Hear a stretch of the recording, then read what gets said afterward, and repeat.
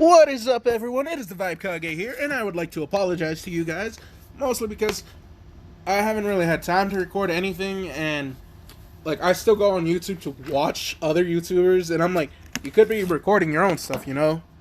And I'm like, yeah, maybe, I don't know, just something to think about. And well, this what if is what if Deku was a Joestar in a sense. And what I mean is when Poochie resets the universe and gets killed off, one of not Deku, Dio's children, kind of didn't make it in the Renew universe that Poochie was making, but rather slipped through and then fell into the My Hero world. And she was like 9 months pregnant, and this is Dio's daughter in a sense with no birthmark, and she dies during childbirth. When Izuku is born, they don't know the mother's name. She fell and she was giving birth kind of out in the forest because she had no idea where the fuck she was. But they did hear screamings of a woman, and I'll say the Wildlife Pussycats are the ones because they do mostly mountain rescues and shit. I'll just say they're the ones who were and they're interning, so it's just Mandalay and Pixie Bob, only those two for right now. And yeah, those two go. They find Izuku, and the mother kind of died of the blood loss, cause fuck. And they see Izuku with he's born with black hair. Well, sort of black hair. He has a unique black and yellow hair. There's black black with blonde tips in a sense.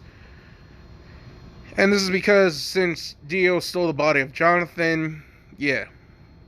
So Izuku will have personality traits of Dio when he's pissed. And when not only that, but one thing that I do want to say, Izuku quirk / stand is his own body. Here's a thing. And I don't know how I can fully explain it to y'all, but Poochie resets the world. Dio's daughter falls off the map. I'll say she had a stand arrow with her that broke, and that's she got cut by it. And because she was pregnant with Izuku was developing a stand early in the womb too.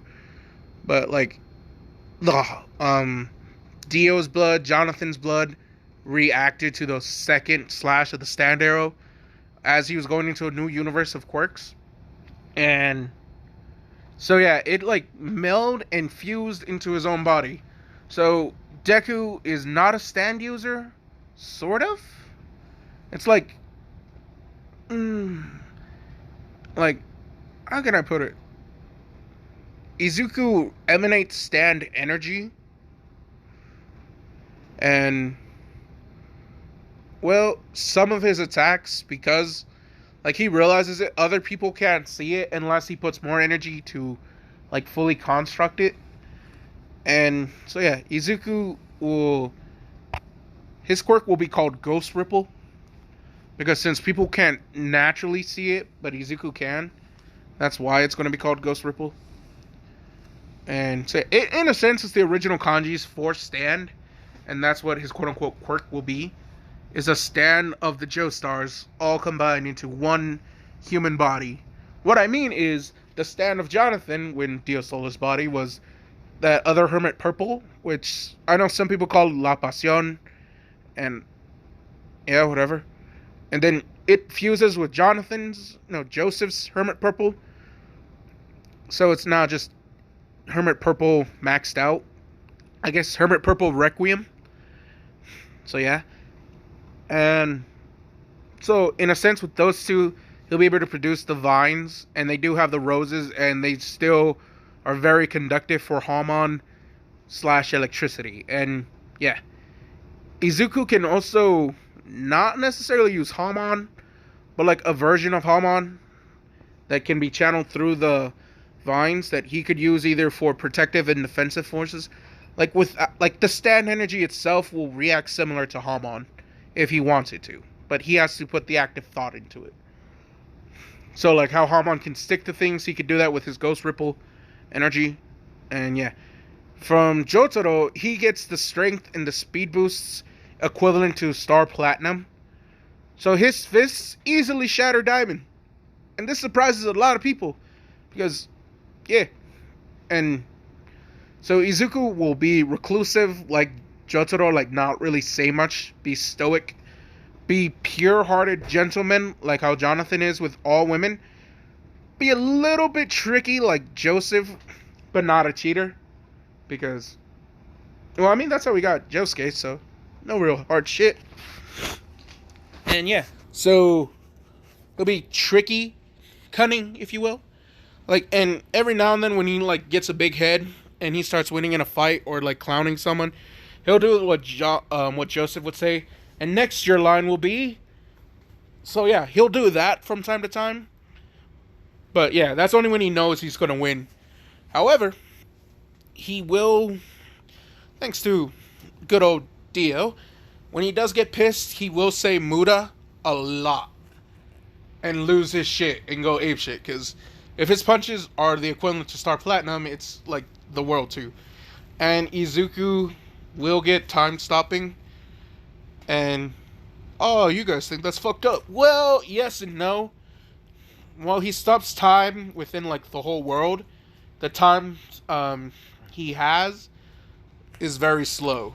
Like, he's not even going to get it until after UA when he realizes when he can stop time. So don't worry, he's not aware of the time stopping because he's not put in a situation where like I need more time to live type shit. And so yeah, from Josuke, he gets Josuke's I'm gonna hurt. I don't care what happens to my body. I just kind of want my friends to be safe. So he gets like a unique healing ability that would be if you got healed by Golden Experience and Shining Diamond by the same time. So he can he notices that with his Ripple energy, because Hamon lets him manipulate things, and through that he can do that. He also realizes he can reconstruct and destroy things. And that will also come later. But he realizes he could, like, fix physical wounds. And Giorno's ability to breathe life is, like, when he puts... Like, he just touches, like, animal that was hurt. And he didn't, like... He fixed the body, but it wasn't, like, fully healed. Like, he was fixing the body, but he knew that the dog was kind of dying. And he kind of, like, really wanted the dog to live. So he shared some of his life energy. And it reacted to the Ghost Ripple. Like, he wanted to share his own life with it, in a sense. And that's when, like, the dog will be fully healed and grass is growing and flowers start to bloom. Because if y'all remember when Jonathan unlocked his Hamon, what did he do when he grabbed the branch? He was sending his Hamon. And what did the Hamon do? Breathe life. So, yeah, you kind of feeling me here? So I'm like doing like, his stand is called Ghost Ripple because it ripples like Hamon and is psychic energy like a stand. So yeah.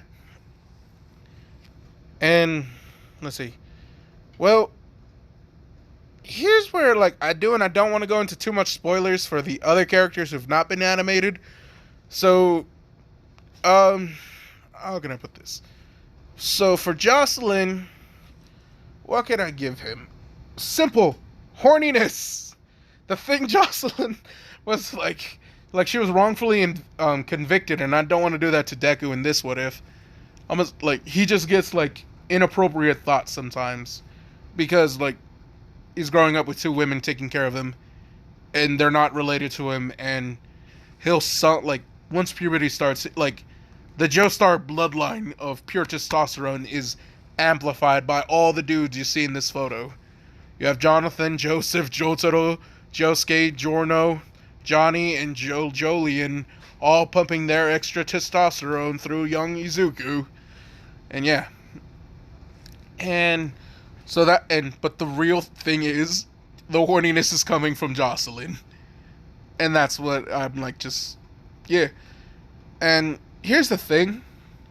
Since Jocelyn's stan lets her use strings and manipulate strings and turn her body to strings, I was like thinking, well, if I give him the hermit purple ones, the string ones kind of seem dumb, right? Well, yes and no. Because this is what I'm gonna do it. Izuku, like when he gets to Jocelyn's spirit and he realizes, you mean out of all those guys who I've met that are big burly, like the first three guys who were like jocks, they weren't the one, like, and then the other two guys, all their testosterone did nothing. All that horniness just came from you, type shit. And that's what's gonna be funny, because Jocelyn's just like, yeah, I'm sorry. Like blushing and shit. And so what Izuku's getting from Jocelyn power-wise is like his vines, like, because Hermit Purple does get thorns and shit. In a sense, he gets to like choose whether the, like, he realizes after Jocelyn, when he summons Hermit Purple, they're without the thorns unless he wants specifically the thorns. And he realizes, oh, so she could do string. I guess it just merged with the other one. And that's the thing. When he meets a new Joestar, the other abilities do get an amp. They're getting stronger. Like the stockpiling quirk, in a sense. So yeah. They're doing the torture dance. Because I have to. I love the torture dance. And yeah, Izuku, like, because his mom died and there was no ID, the Wild Wild Pussycats are just like, what do we name him? One says Jotaro, and I'll say it's Mandalay who says Jotaro. And when Pixie says, why that? I'll go like, I don't know. And like the baby giggles, and they're like, okay, I guess he likes Jotaro. And yeah, so they just call him Jotaro. And he doesn't, like, they'll just like have that as only one name, Jotaro, since they don't want to like fully adopt the kid, you know, because they're like, we're kind of young and we don't want the baby. So Izuku's being put into an orphanage and he only has the name Jotaro. And yeah, and this orphanage is super fucking shitty, guys. Super fucking shitty. And in case you're wondering, I didn't get to Johnny or Jojoline. It's just it's gonna be a good minute before I get into when he's gonna get their powers. So I'm gonna just wait to give them the powers of what the powers that he'll gain from Johnny and Jojoline. And I had like a serious debate on the Jojoline one, because do I use Kira Yoshigaki's Killer Queen with the bubbles, or do I do Soft and Wet before he fused with Kira, you know? Or do I use the current Soft and Wet? And it conflicted with me, I'm not gonna lie to y'all. Regardless, I think I got it, and I'll just wait for y'all to get to it, in a sense. And yeah, so Izuku is growing up in his orphanage, and people bully him because his eyes are purple stars. There's no iris, like green, regular ones, like a round one. It's just a purple star iris. Like, and everyone's just like, he must have a mutation quirk in his eyes. And that's all they're like thinking of. But yes and no. And so with Izuku's Ghost Ripple, which will be the name of his quirk. I don't know if I said that yet, because this is like my third time trying to record this, because I keep on getting interrupted, and I'm sorry. Like, I'm trying, guys. I really am. Just sometimes shit piles up, and I have to deal with it. Because this YouTube, like, it's for fun, guys. And don't get too serious if sometimes your characters are not going how you think. This is just for fun. If y'all don't like it, I'm sorry. Go to the other multiverse that has the one you have. You know? So yeah, that's what I'm telling y'all. So Izuku is just called Jotaro, and I'm just going to call him Jotaro from now on. I'll just leave the picture of Izuku right here.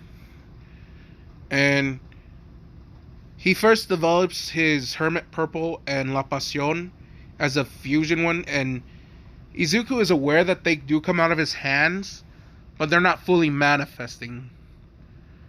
Like, if he wants to, he can shoot out one vine, and it'll wrap around something, and Izuku could still see the vine, but no one can see the vine.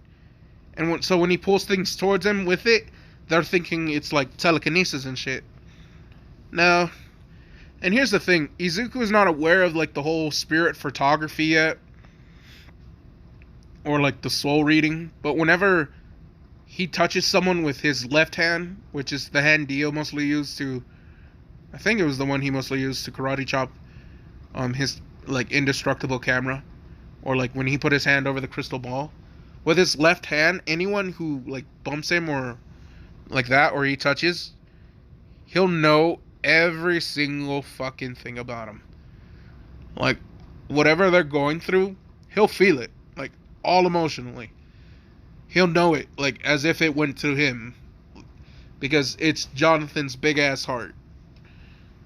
So, yeah.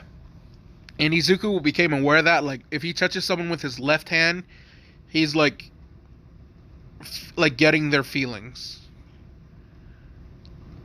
And then when he touches someone with his right hand, it's like if he wants to, because Hamon could like the Hamon spell that allows you to manipulate human beings. Izuku can kind of do that. He just has to put in like a lot of energy through his right hand. And he notices that his right hand, it doesn't like take people's emotions or feelings.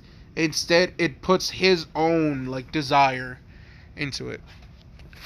And yeah, when he puts both hands together, he can get like full understanding of a human being and their hearts, and actually like learn more about them and what they desire and how to help them in a sense.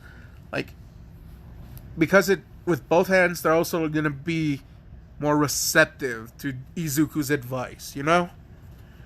Like, he makes great counselor for for the other kids of the orphanage. And it's a piece of shit orphanage. It really fucking is. And Izuku, like, he knows it's not the best. He's just not really someone who'll ask for a lot. And he doesn't think he deserves better. Like he deserves everything. Because this is humbling his ass like a motherfucker. And Izuku's brain power is the equivalent of all these motherfuckers thinking at once. So yeah, Izuku's gonna be fucking a genius, because if y'all don't know how smart these fuckers are, read the goddamn manga. Like, fuck. Like, seriously. And I get, like, Johnny, he was kind of an asshole. Little Johnny right there was a fucking asshole. But, like, he didn't have the best life either. So, yeah. And this is another one that I figured would be fun, because it shows Deku as Jonathan, and in a sense, that's who he is. So, yeah. Ignore Bakugo, Kirishima, Todoroki, and Ida. They're not at the orphanage, or will be, like, doing Joseph dress style. It's just, these are all outfits that Deku would wear, you know? Like, these are his 5 main outfits besides the one at the, like, his school uniform of UA that he'll be going to. Or any school uniform he wears. So, yeah. These are his other ones. Like, the jackets that he finds fun. And also because I think it'd be cool, the jacket that he has from Giorno isn't, like his design after Giorno isn't the purple, pinkish lavender. Instead, it's when Giorno's already the mafia boss, so it's like the black one. And with Jotaro's one, it's just going to be the black one, like how it was in part 3. Josuke's is still going to have that navy blue type-esque color design. And, yeah. The other, like, 3 people who are not been animated yet, he doesn't really gain, like, too much of their personalities. But he's aware that they will impact him when, like, they meet him, you know? And I'll say the very first personality he meets is Jonathan when he's 2 years old. Like, Izuku, like, cried himself to sleep. And this is when Jonathan, like, Izuku's crying in his own dream, bro. Like, he's crying while sleeping. And this is when Jonathan kind of, like, calls out to him and says, "Young man, are you okay? Is there anything I can do to help you?" Izuku looks up, and for some reason, like when he sees Jonathan, he just goes and hugs him like right away and tells him he doesn't know what happened to his mom or his dad. He doesn't know why he's at this orphanage. He doesn't know like much. And in case you're wondering, how could a 2-year-old talk like this? Izuku has the brain power of 8 fucking Joestars. This man is mentally advanced. His physical, like, despite him being 2, he looked like he's 5. Everyone is shocked. Like, does this kid have rapid growth? Yes, in a sense, yes. He is aging faster than most people by like 8 times. So Izuku is getting older and aging his body up quickly, but after a certain point, it's like slowing down. Like, the stand energy itself has caused Izuku's body to like get stronger. And so when Jonathan like tells him like all the past and everything that he dealt with Dio, and then how he says how Dio stole his body, and that Dio in a sense is his father and not his father, and how Izuku is also, well, grandfather, if you will. Jonathan says he's technically also Izuku's grandfather, and how things happen in their world, and Izuku kind of fell into a new world, and that's why, like, he's not sure if anyone from the Joestar line exists. Like, he knows the Joestars exist in the other timeline, but in this one, he straight up tells him, "You're the only heir to the Joestar name in this world. So the name Joestar is yours." And yeah, Izuku's like crying because in a sense he feels like he's meeting his father, who's not his father, but yeah. And Jonathan tells him like there'll be others who you meet along the way, and as you meet them, you'll gain more of their powers. You will be the one who eclipses all of us in strength, power, and mental prowess, everything. He tells him like there are going to be very big things that he inherits from them once like they kind of merge into his own soul. And Izuku's like curious, merge into my own soul? And Jonathan's just like he points to Izuku's star on his back,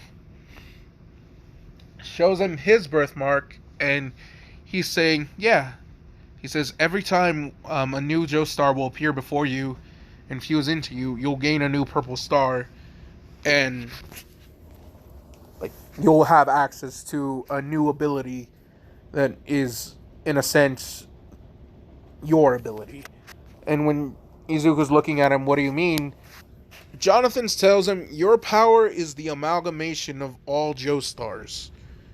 And he says, even the Hamon that me and my grandson learned melded into the stand, and then melded with the power of this universe to create something new. He places his hand on Izuku's head and tells him they created something new, something powerful, something so unique that there's no doubt in my mind will shine brightly like a sun. And Izuku says, what? They created you.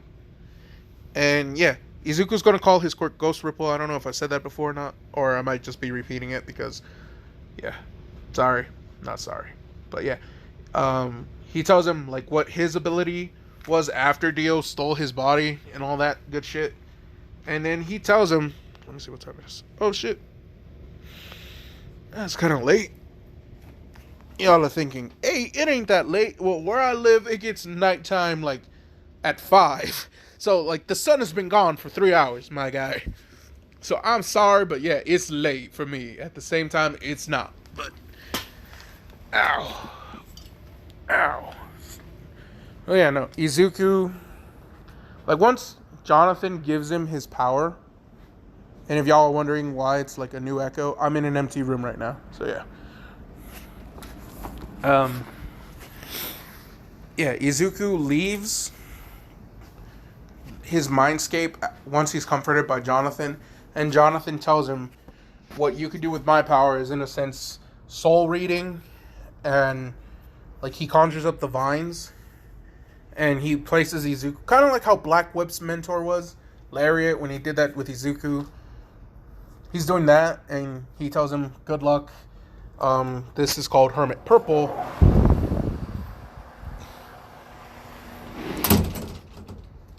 I just like stepped outside my the place I work out of. I don't know. So yeah, Izuku, he takes the stand, he takes the gift, and when he tries to conjure it, he realizes that it's only appearing on his left hand instead of both hands, like how it did with his dad. Well, great grandfather Jonathan, because technically yes, technically no. I don't know how to explain it because the timeline kind of wonky in the Joestars. Same with their family tree. Just close the door to my car. About to head out home. So I'm gonna pause this because it's not smart to drive and text or do anything besides pay attention to the road, kids. I'm gonna let my car heat up too. Fuck, it's cold. It's like, oh shit, fucking 40 degrees outside. Whew. No. Anyway, Izuku accepts Jonathan's power easily, gratefully, and he does use it from time to time, and he is practicing it. And because he's 2, his age is a lot, like, he ages like 4 times faster than normal people. Because, like, yeah. And, yeah, so despite Izuku looking 2, he, like, at the age of 2, he looks like he's 6 now. And once it gets to, like, 8, his body and height will be that of Giorno, a 15-year-old. And everyone's kind of like, what the fuck? And yeah. And this is when his other version comes, and that is Joseph. Joseph enters him in a dreamscape just like before. And when he sees Joseph, he says, Jonathan, I've missed you. Joseph says, oh, no, young man. My name is Joseph Joestar. And my ability is called Hermit Purple. Shoots it out, and it's like different from the one that he's seen it. And Izuku uses his Hermit Purple on his left hand. And he says, does that mean yours will show up on my right? Izuku and Joseph is just like, huh. I don't know. What did you gain from Joseph? Like, from my grandfather Jonathan? And Izuku just says, I guess his gentlemanness?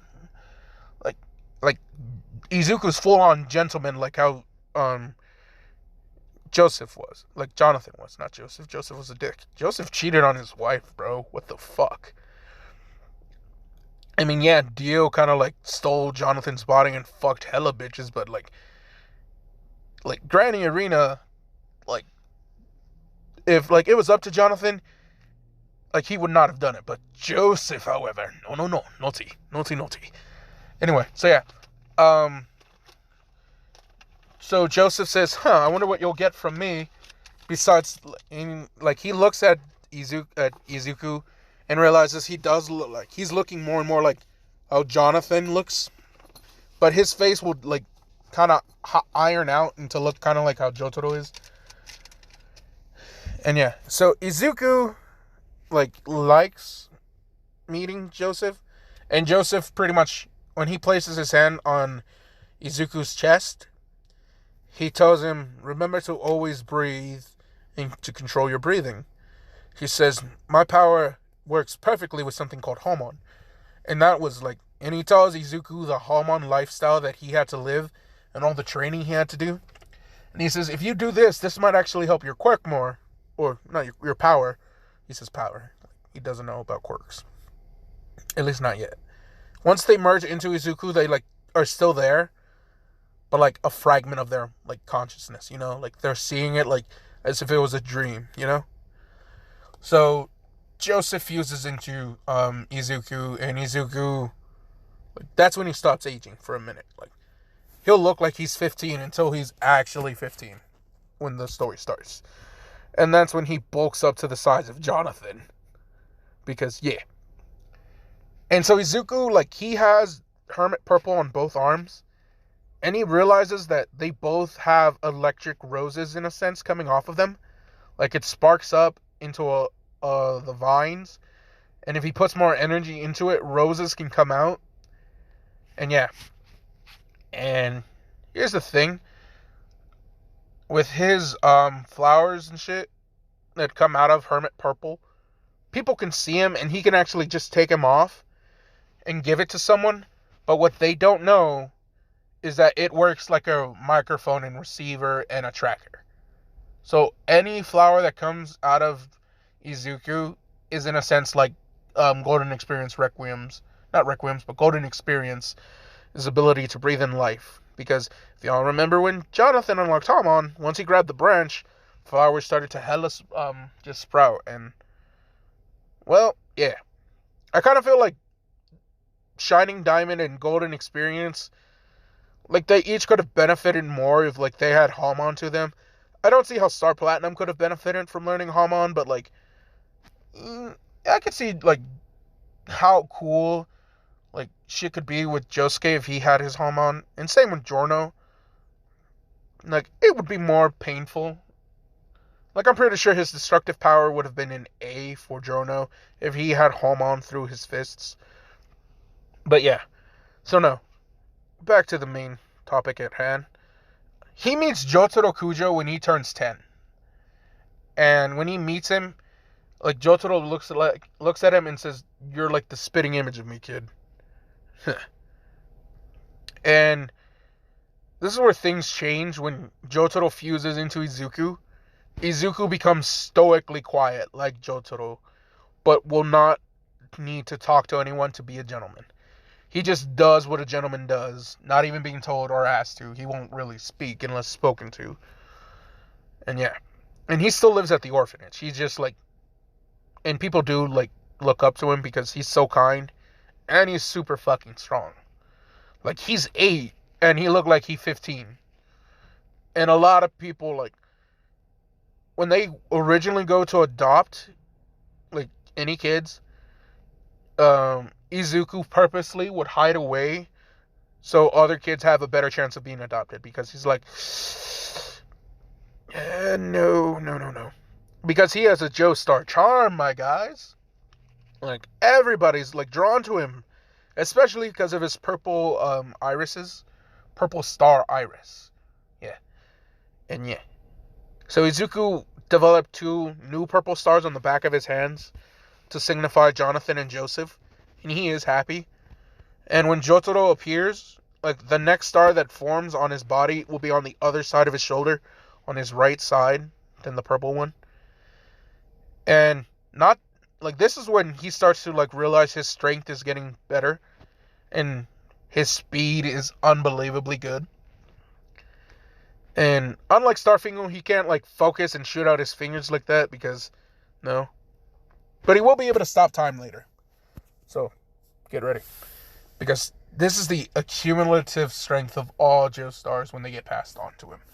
So, when he meets Josuke at the age of 13, and in case you're wondering, I'm just going to go through until I get to Giorno. Not until I get to Jocelyn, because Johnny and Jojo Lean won't come until after he's in UA.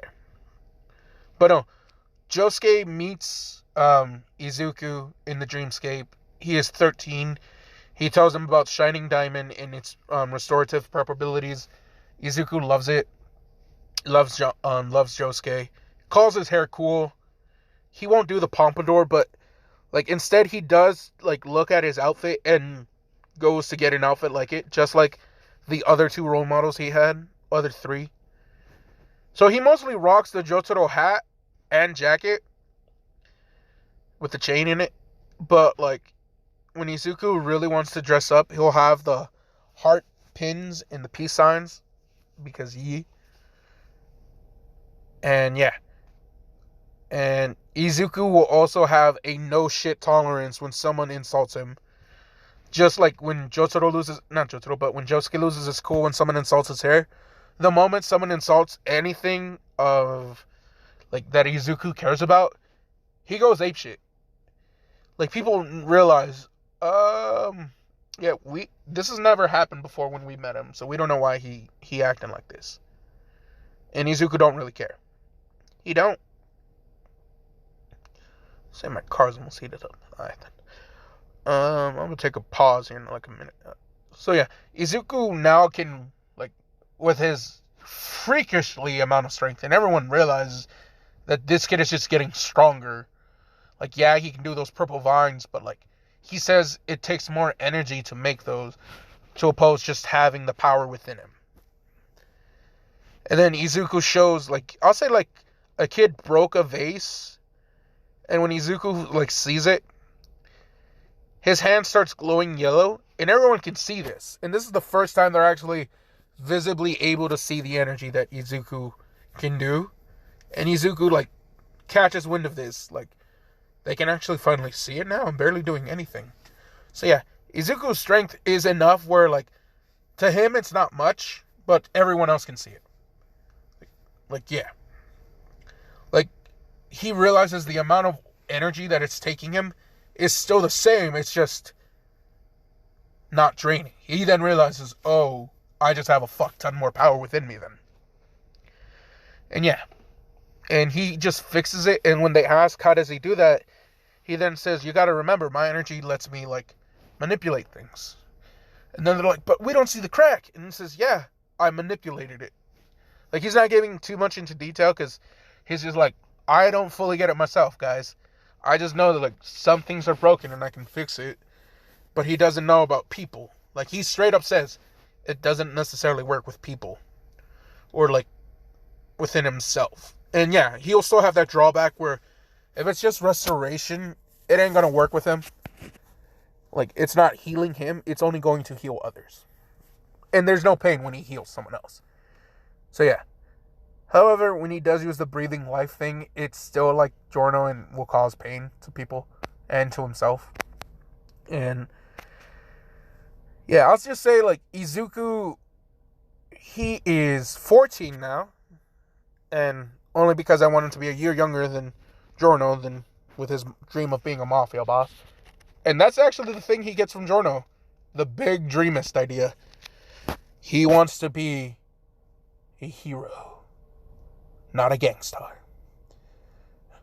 Because Izuku's just like, well, you did it, like, you were a hero using the dark method. Can I be a hero, like, using the other way? Giorno's just like, of course, kid. And here's the thing, and only because I wanted to do this, because Joseph and Jonathan were Englishmen, Izuku can speak English and Japanese well. And if y'all wondering why I'm doing this, then y'all don't know about the foreign exchange student, I guess. But you will in Season 5 if you're only an anime watcher. Manga readers, you know who I'm talking about. She'll be very important in the role later. So when Giorno fuses into him, Izuku learns Italian fluently, and he's surprised by this. And then he realizes he could also heal himself now, but there's pain, and he heals other people, and it's the same thing. There's pain, but they're like, okay, I mean, at least now you can heal yourself. And yeah, Izuku, he's not too, like, sad or anything, but he is realizing that, like, he's meeting other people who are, like, in a sense his family, and he only gets to meet them one time. And so he is bummed out by that. And not that he doesn't see anyone at the orphanage as family. He does, but he doesn't at the same time. Like, in his mind, he's just like, I know I'm the last Joestar. And, like, once he's 14, he actually goes to the, like, the person, like, headmaster, and says, I know my name is only Jotaro, but can I add a new last name? Like, can I actually add a last name? And the headmaster is just like, sure, what is it, kid? He says, Joestar. And he points to, like, this, like, he lifts up his hands and points to his eyes. When, like, the teacher had, like, a puzzled look, and he says, you know what, yeah, Joestar. Jotaro Joestar. That's a good name, kid. Izuku smiles, takes a compliment, and leaves. And he turns 15, and that's when he meets Jocelyn. And this is... Oh, actually, hold up. Izuku, like, now that he's 14, and after Giorno, he realizes he's only met guys, and Like, he knows he's getting bulkier and stronger. Like, his body is almost that of Jonathan right now. He's, like, at a slim figure of Josuke, who was, like, kind of built, not really built, but, like, built. And he's still kind of young. Like, he's way muscular than he should be for his age, is what people think. And they don't even know the half of it, honestly. And I'll say he's, like, out and about when he is... I'll say he's just, like, on his normal run to do groceries, because I'm not saying they get an allowance, but Izuku does odd jobs to help with people. Or, like, he helps find people's animals that are, like, lost, because Hermit Purple, you get a spirit map. So, yeah, Izuku has made ways to get money, because, yeah. And that's another thing he realized after meeting Giorno, like, the unfairness of how money is divided. He trying to fix that shit, too. So, yeah. Giorno, like, really set the, like, fairness and scale of justice for him, in a sense. Well, not justice, just, like, he gets some, like, just like Giorno, if he finds anyone picking on women, or, like, doing shit to children, it's the instant, like, 7-page Muda rush. I'm not even fucking with y'all. He is just ape shit, bat mad, 7-page Muda rush whenever he sees this. And this also happens with bullies too, because, yeah. And I'll say they were picking on one of the younger kids that Izuku, like, lives with in, like, the orphanage. And I'll say it's fucking Bakugo, because fuck Bakugo, asshole. And because Izuku's not there, no one was in there to, like, try and rub in the wrong way, but he still has that, like, I'm better than you can't do dick type shit attitude. And, yeah. Izuku, like, when he sees Bakugo bullying his, like, quote-unquote brother, it's just like, okay. Izuku then shoots out Hermit Purple, grabs his younger brother, pulls him in, and, like, he's just like, oh, who are you? You want to fight now? And, well, here's the thing. What Izuku tells him, this isn't going to be a fight. And Katsuki says, you're damn... Before you can even finish it, Izuku was already closing the distance and landed that punch. And when he punched Bakugo, he yelled, Muda! I had to, guys. I'm sorry. No, I'm not. When it comes to the battle cries, I'm probably going to go full force on him. I'm not even going to fuck with y'all. I can't. Just, like, it's part of my character. But no, Izuku hits Bakugo, sends him flying. But, like, he's pulling back enough punches where, like, it'll, like, throw him but not break any bones. Type shit. Fracture, maybe. I don't really give a fuck. It's just like that. And, yeah, Bakugo's goons try and, like, take after Deku, too. And then Deku releases his Hermit Purple from his arms and whiplashes them. And there's, like thorns on it. So, they getting cut the fuck up. Like a motherfucker. Izuku is beating the everlasting dog shit out of all of them. And, like, even Bakugo's trying to, like, square up again, and he's just getting beaten the fuck up. Izuku doesn't use his whips. Oh, shit. I'm gonna have to watch that later. But no, Izuku beats the shit out of Bakugo and his, like, goons. Like, the kid with wings, the guy who stretches out his fingers and eyes. Like, all of them. He just beats them, like, easily. And then he heals all of them. But, like, using Golden Experience. And if y'all don't know how Golden Experience, quote-unquote, heals, it's, he takes material and turns it into the material that was lost. Like, graphing, in a sense. Like, skin grafts. So, yeah. All the, like, fractured and broken shit that people are, like, gone through, Izuku just, like, heals them, and they're like, that all hurt again. And they're like, actually, I feel kind of... And then, boom! Izuku knocks all of them out. Because they were picking on his, like, brother. And here's the thing, and this is going to sound more fucked up. His brother that they were picking on was Kota. Yup, Kota got his parents killed by Muscular. And then just, like, Mandalay was just like, I don't really want to take care of the kid. Like, so they put Kota in the orphanage, and yeah, Izuku knows what happened to Kota's parents, and he promised Kota, like, he tells Kota, like, the whole, I have a dream.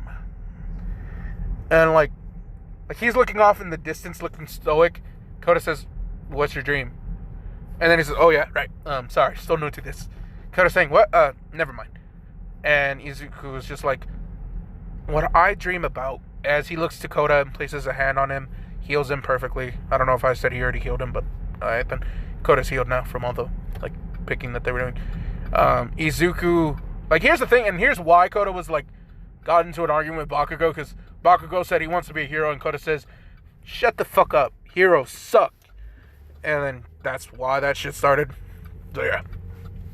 He tells Kota that he wants to be a hero, like a special type of hero that can do everything to help everyone, to make it more fair for people like us. And Kota, like, looks at him like us. He says people who they call weak, or like who are poor, who are discriminated against for no good reason. He then even, like, points out, like, how they had quirkless kids here too, and, like, they get along just fine. Like, yeah, so to him, he doesn't get why people discriminate with quirks and non-quirks, the power of a quirk, the ability of a quirk. He doesn't get it. In fact, it pisses him the fuck off. He even says, Kota, it really pisses him off when people think they're better than someone else because of their power. And Izuku, well, like, Kota's just like, I mean, there's no good heroes now, but, like, he looks up to them, like, he looks up to Izuku, does, like, a sniffle, and says, but if you were going to be a hero, I'm pretty sure my mom and dad would approve, type shit. And yeah, so Izuku and them are, like, clutch as fuck. And yeah, so Izuku, once he, like, he decides, he asks Kota if he wants, like, anything to, like, help him. And when he asks, what does that mean? What's up? Oh shit! Pausing the video, guys. I'll be right back. Alright, I'm back. Ignore everything that you heard like 2 seconds ago. Back to the story. Where was I? Yeah. Izuku was telling Kota about his dream to be a hero.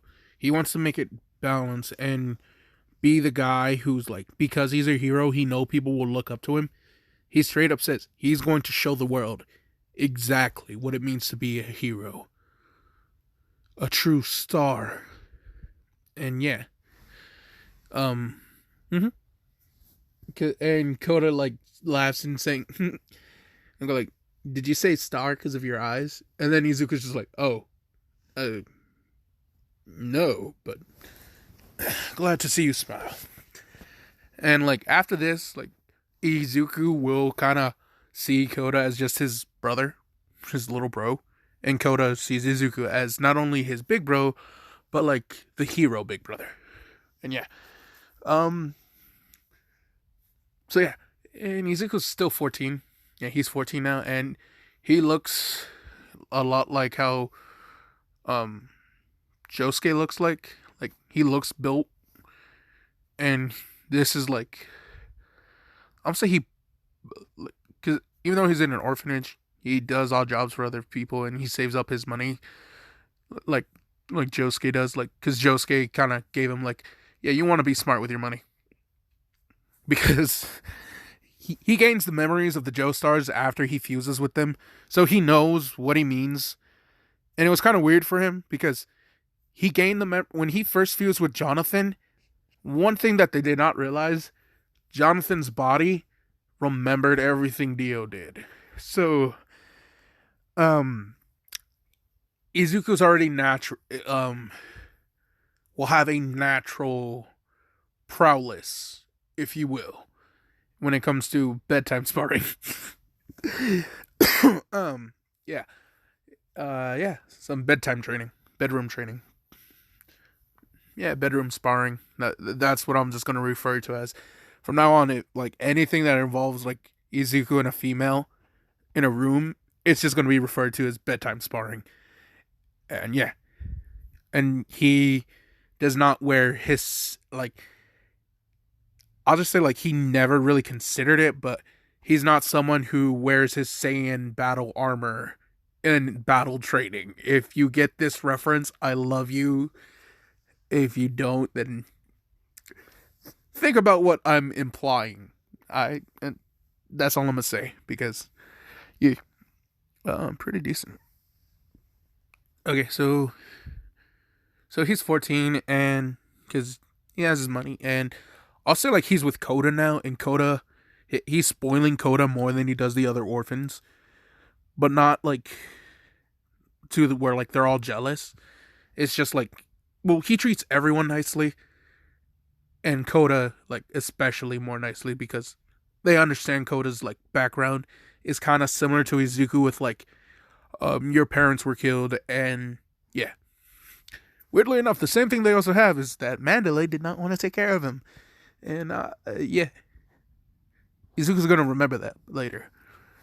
So yeah, Izuku is he's with Koda, and they're just like shopping together, and Koda like what was he in the canon? He was like six, no, like 6 or 8. I want to say.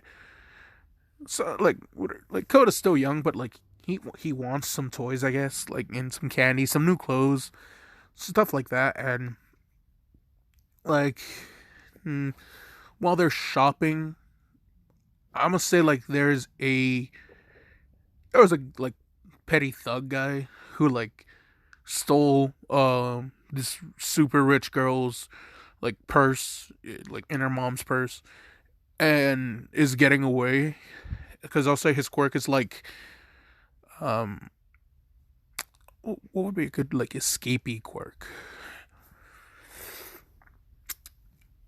I'm gonna say his quirk is just called like leap, which is like in a sense his leaping quirk lets him like what people need to do in like 10 jumps he does in one. You know, like if they have to jump to a certain location and they do 10 hops, he can do it in just one. That's it.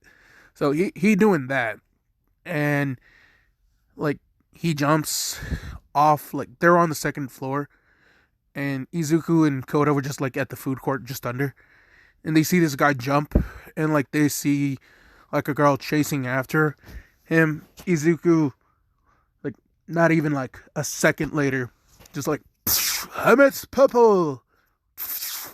All of a sudden, vines wrap around this guy because he's in midair, and then Izuku just like yanks him, and like he has like him still like tied up with his vines, and like he's making it where like they're not stabbing into him, but they're like still poking him kind of hard. Like they're not sharp enough to stab him to cut blood, but like yeah, like if you put your hand on like rhinestones in a like or studded like belts, like you know, like just putting pressure on it is not enough to like break your skin, but after a while it hurts. That's kind of how it feels like. So yeah, and Izuku can choose whether it like cuts through people or not, like the actual like if it acts like vines or like Kurama's rose whip, if y'all know Yu Yu Hakusho, which yeah, and so yeah, and it's through both arms too. So it's kind of fun. And he just catches him and like pulls him down, and like the girl sees this and goes down, thanks Izuku, um sees Kota, and like she sees Izuku's young and saying, we're like, oh, is this your brother, right? And they say like, yeah, this is my little bro Kota. And then Kota smiles and says, that's big bro Jojo, because yeah, Kota gave him the nickname Jojo instead of Jotaro. So yeah, big bro Jojo. And yeah, Rose is just like, oh, nice to meet you, Jojo. And Izuku's just like, my real name is Jotaro, but and he's just been the first person to ever call me Jojo. And so he's like scratching his face. And he's just like, I I mean, if we're friends, you can call me Jojo. He like scratches his face looking away, and Momo just like, sure. Oh shit, spoiler. It's Momo. Yeah, rich girl. Who else? Duh. Momo and Jojo. Get it? Yeah. Fuck it. It's funny. If y'all don't think that's funny, I don't know what to tell you. Fuck off. So yeah. So Jojo looks at Yaoyorozu, and like the guy is just like, "Hey, kid, um, these are starting to dig into me. Do you mind letting me go?" He says, "When the police show up." And like Crook is just like, "Damn." Like Yaoyorozu is just like, "Oh, you have a creation quirk?" And Izuku's just like, "Nah, not really." Like he's not really gonna tell Momo his like powers because like he don't know her. He don't. He barely telling any kids at the orphanage. They're just like, "Whoa, when could you do that?" Because they just see the vines, and like he's shown them the heat, like the restoration ability, and that's it. He's not really telling them that like, "Oh no, it lets me do other shit." So yeah, no, no, no. Izuku, like he talks with Momo, and like she kind of joins them. The mom like thanks Izuku and offers like them like a reward, and Izuku's just like, "Yeah, no, I." And Izuku, it clicks to Izuku. Well, I personally don't need the money, but then he mentions if you could donate to the orphanage where me and Koda live at, and keyword, like this is when Momo stops listening because she just heard orphanage, and she's just like, "Hold up, wait a minute, that's sad."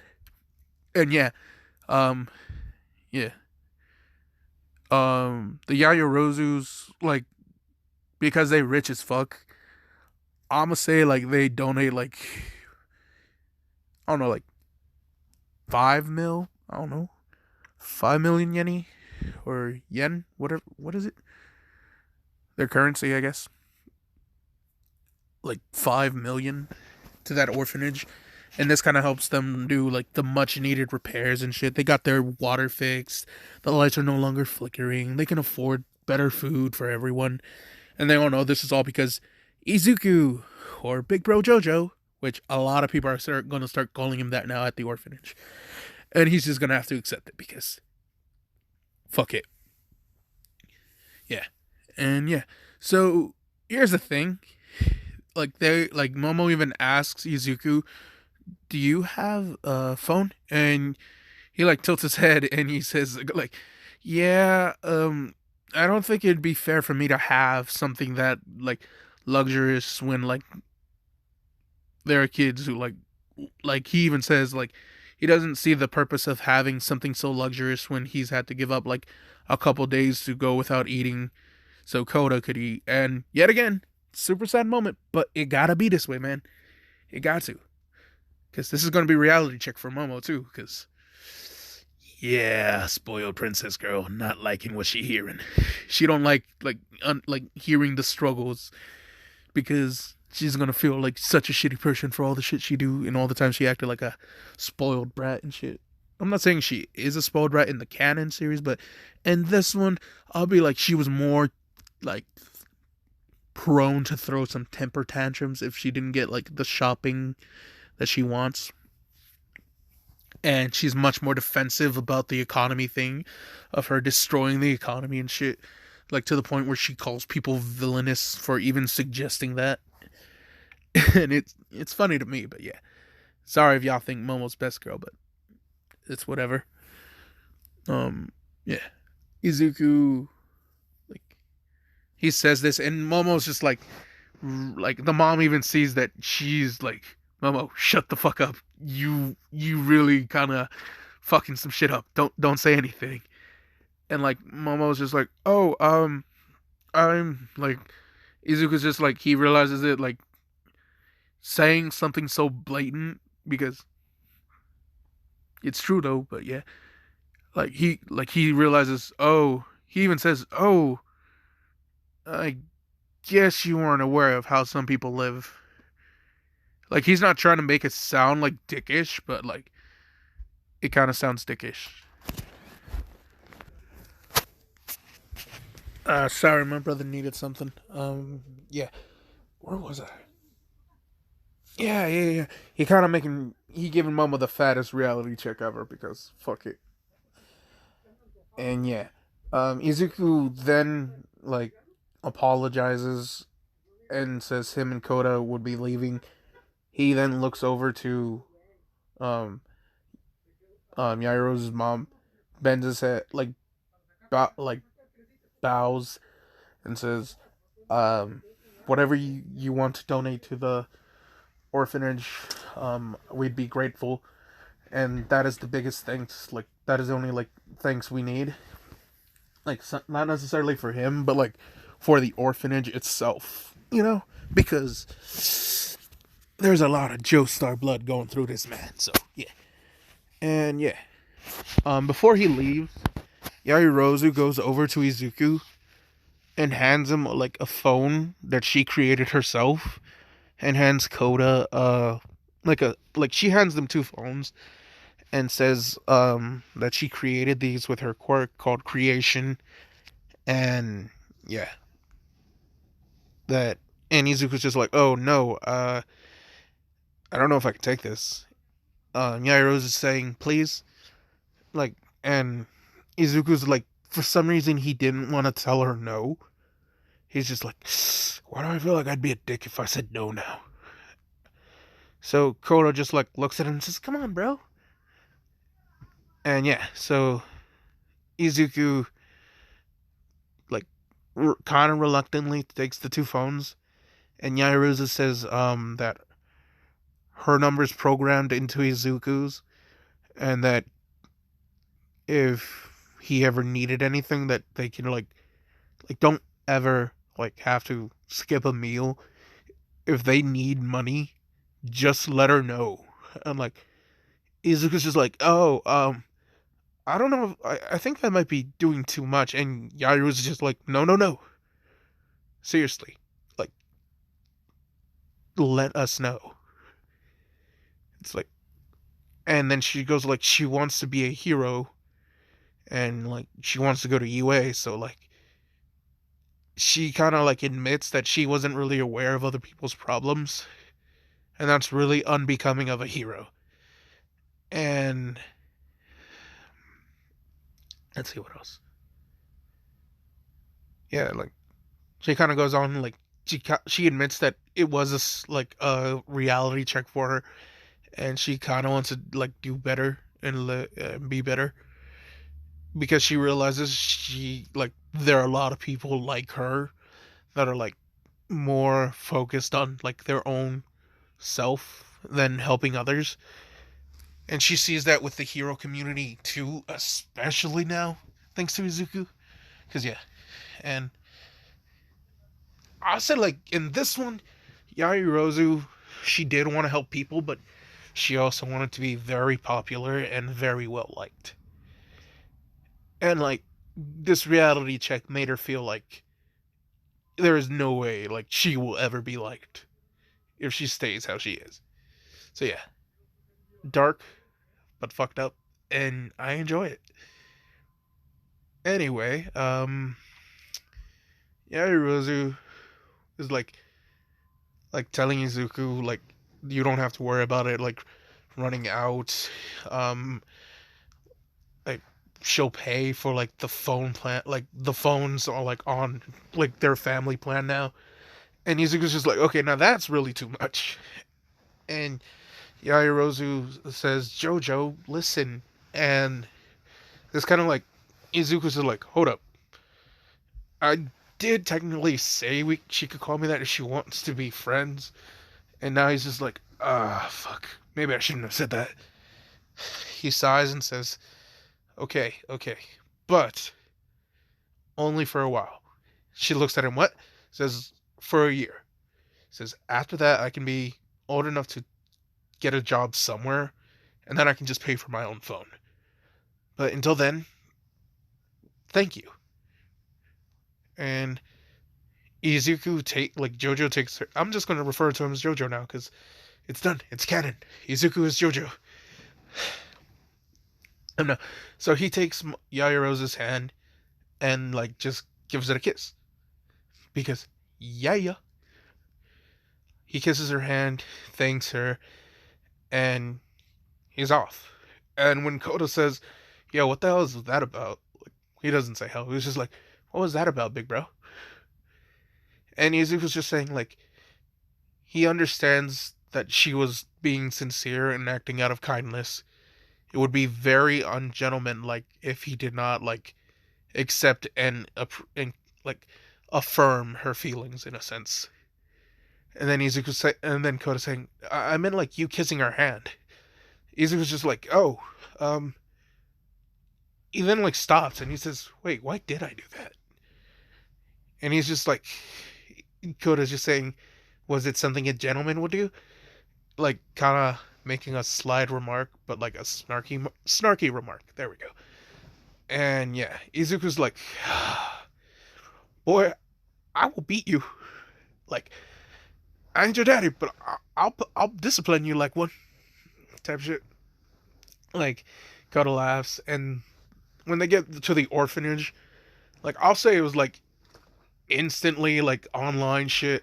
Like they got a notification that yo, this person donated this much to your account, and yeah, and like the headmaster thanks Izuku. Oh, Jojo. Ooh, I'm gonna have to fight myself on calling him Izuku now. Or I'll just switch back and forth. Probably gonna do that, maybe. I don't know. Anyway. So if I say Jojo, it's Izuku. Deal with it. Or if I say Izuku, it's also Jojo. Because they're one and the same now. Because he's a Joestar. A Joestar. Yeah. I need to stop. Anyway. Fuck. So yeah, the headmaster thanks Izuku, and it's a guy, and no pervy shit, none of that. He's just like a genuinely good old man who's was trying, and yeah, because I ain't trying to have that type of sad and dark, fucked up story, but yeah, he had to struggle, you know, and like his struggle is much worse than Uraraka's, so yeah, Uraraka like she'll sympathize, but like she won't like ever think like, oh shit, no, I didn't even have it that bad. And yeah. Fuck, you know. Oh, friggin' tired. I'm gonna continue this video for the peeps. Anyway, so Izuku and Koda, like, they're like really well liked now, even more. And Koda's saying, they're like, yeah, big bro Jojo is like really cool with the Yaoyorozu girl. He even pulls out the phone and saying she even gave him his like he tells Jojo to pull out his phone, and he does. Everyone's just like, whoa, where'd you get that? And then Koda's saying, like, the girl made it for him. It has their number and everything. And like the headmaster's just like, my boy, do it. Marry into that family. You could be our way in. No. Stop. No. But like everyone's just like, hey, you go, Jojo. Everyone just starts chanting Jojo. Yeah, you know, Jojo type shit. And not that Izuku's too bothered by it, but he's just like, come on, guys. And Koda even lets it slip that he gave her a kiss goodbye. And like this is when Izuku like hits Koda on the head. It's like, shut up. And like he's just like, it's not what you think. He only kissed her on the hand. And then everyone's just like, wait, why the hand? And then Koda's like, while rubbing his head, he says, because a gentleman would do that. And then like he runs off because Jojo's about to punch him again. She's like, you little brat, stop that. And yeah, so like the only thing they make fun of Izuku for is just like he kind of like not necessarily like simping, but like simping, quote unquote, to them. Like, oh, Izuku got a girlfriend, type shit. They go like, when's the next date, type shit, and like, yeah, and like, fuck, who else do I want him to meet? I'll say Izuku goes over to Momo's house, and just because she like told him to come over, and like her father wanted to like meet Izuku, and yeah, and which is true, but like the thing that she didn't tell Izuku is that like he won't be home for a few hours because him and his mom are like they're still at the office and shit. So Izuku's just over and he's just like, "Oh, where's your dad?" He says, "Oh, some things ran late. Like he had a business meeting last minute and it'll be a few hours." And she like Kana wants to talk to Izuku. Like she been thinking heavily about this man. And yeah, um, Yaoyorozu kind of gets to know JoJo more on a personal level, all of his likes and dislikes. And I'll say, like, when he asks if he wants a drink, he says, "Do you have any cola?" And then Izuku's like, "Why did I say cola?" He's like thinking, I've never tried that before. Why do I want it now? Because, like, it's not something he normally does. Like, he's never had it. He mostly just drank water. And even then, the water wasn't always the cleanest and purest one because, yeah, the struggle.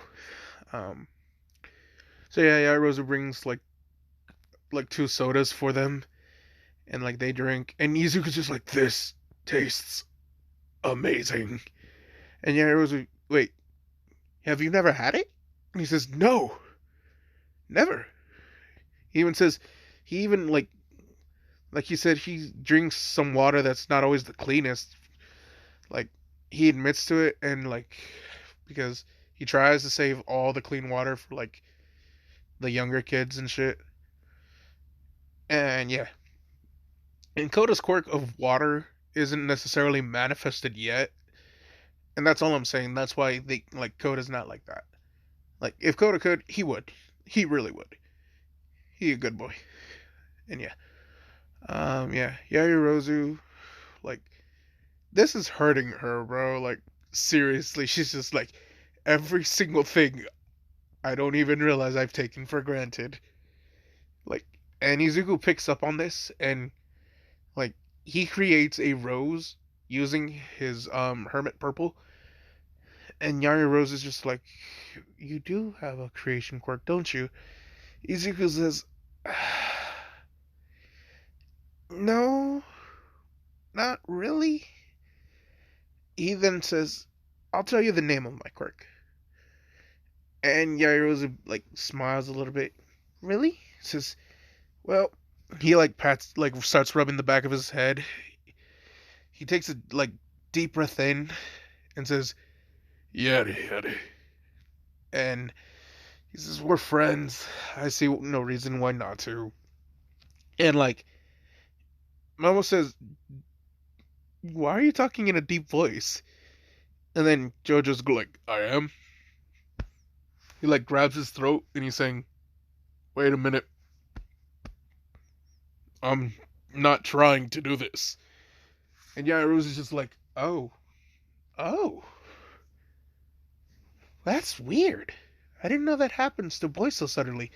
And he's saying like, "I didn't expect it to be this deep." Like he sounds like a grown man. And this is funny because it's gonna suck when like yeah, just wait and see. Just wait and see. Y'all know soon enough. So is JoJo now has a deeper voice. He sounds like regular Jotaro from Stardust Crusaders, and this is when he also like when he relooks at Momo, it's like he sees her more clearly, you know? Like at first he was just like he never really saw like people. Like he could see them, but like almost like there were like three shades grayer, you know? Like kind of dulled, you know? Like not all of his things were reacting to reality. If y'all know what that feels like, then y'all know what I talk about, what I'm talking about. He kind of had like a disassociation with people, and it's like now that he's looking at Momo, he even says, "Uh, how did I never notice how beautiful you are?" He's just so blunt about it, and Yaoyorozu is blushing, my dude, blushing. Like she's just like, "Oh, uh, thank you, Jojo," and like she tries to cover her face, and like Jojo grabs her hand, stopping her, and he's just like, "Don't, um, I, I don't, I don't know how to explain it." He's just like stammering and stuttering. Like, I saw you at the store before, and yet when I see you now, it's like I'm seeing you for the first time. And Momo's just like, huh? Like, her heart is like beating fast, not knowing what's going on right now. Like, hold up. He holding the hand that he just kissed. What is he doing? Like, I am not ready for this. This is not in the simulation. I need to stop, bro. Fuck. Oh, sorry, not sorry. Izuku. Oh, fuck. Yeah. Anyway, like he's just looking at Yaoyorozu, like, and she is like not necessarily like shy, but like this is like really new to her in a sense. Like, yeah, she's had guys like hit on her and like compliment her and shit and try to ask her out, but like never before has like a guy like kissed her head and then like called her beautiful and made her feel like this, you know? Like this is a different wave of emotions she feeling. And yeah. Fuck. Anyway, I love this photo so much. Torture dance. Well, that's one thing that Izuku learned from fusing with Giorno is the torture dance, and it's fucking hilarious. Like he has all the memories of every single Joestar's body too, like all the muscle memory, all of it. So yeah, which means he knows the Hamon martial arts style. He's just not aware that he knows it. It's just his basic fighting style is the Hamon martial arts. So yeah. So it's not just like an array of punches like All Might. Because seriously, it's kind of suckish. Technique, man. It really do matter. Fuck. Anyway, so Izuku, like, he is just looking at Yaoyorozu, and he is like, maybe like 6 inches, like, face to face with her, like, a space. And, like, she's saying, Joe, what are you planning? And he's just like, I just wanna. This sounds so bad. And like, he says, yada. I just want to look at you. And he's saying like how, what are they called? Like, fuck. Like just people who collect artworks, you know, a connoisseur of sorts. Who like buys a lot of fine art and shit, and they just spend like hours looking at it, just because it makes them feel a certain way. Izuku's just pretty much stained that to Momo. Like, for some reason, like as he's looking at her, he just can't help but to like look and kind of stare. He admits like if it's bothering her, he'll like he lets go of her hand and like actually like closes his eyes and steps back and he says, so sorry. I really don't know what came over me. And Yaoyorozu ain't even mad though. Like she just like reaches to take Izuku's hand and she just tells him, it's just that I've never had a boyfriend before and I don't know what to call this either. Because like she even says like she like compliments Jotaro on his eye. Like she says, Jotaro, your eyes, they're captivating. They're and there's just something about you that is so warm.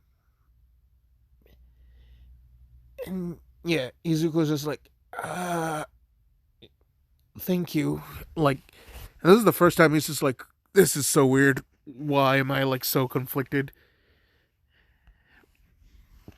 And yeah, so and in case you're wondering, this is pretty much okay. So you have Jonathan, Joseph, Jotaro, Josuke, and Giorno. Ooh, watch later for sure. I don't know when later is gonna be though. Damn. Anyway,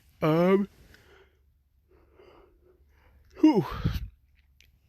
Izuku. I'm just had it. Give me a second.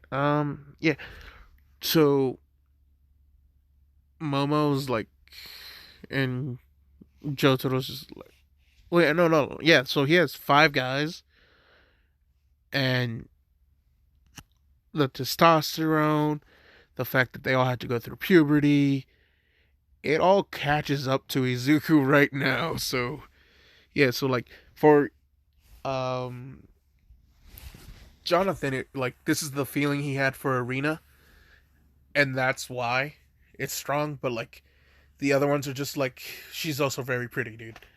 Like yeah, but not like how Jonathan fell for Arena. This is just like each Joestar, in a sense, will pick a different girl that Izuku's just like, I like her. Wait a minute, why do I like her? What is this?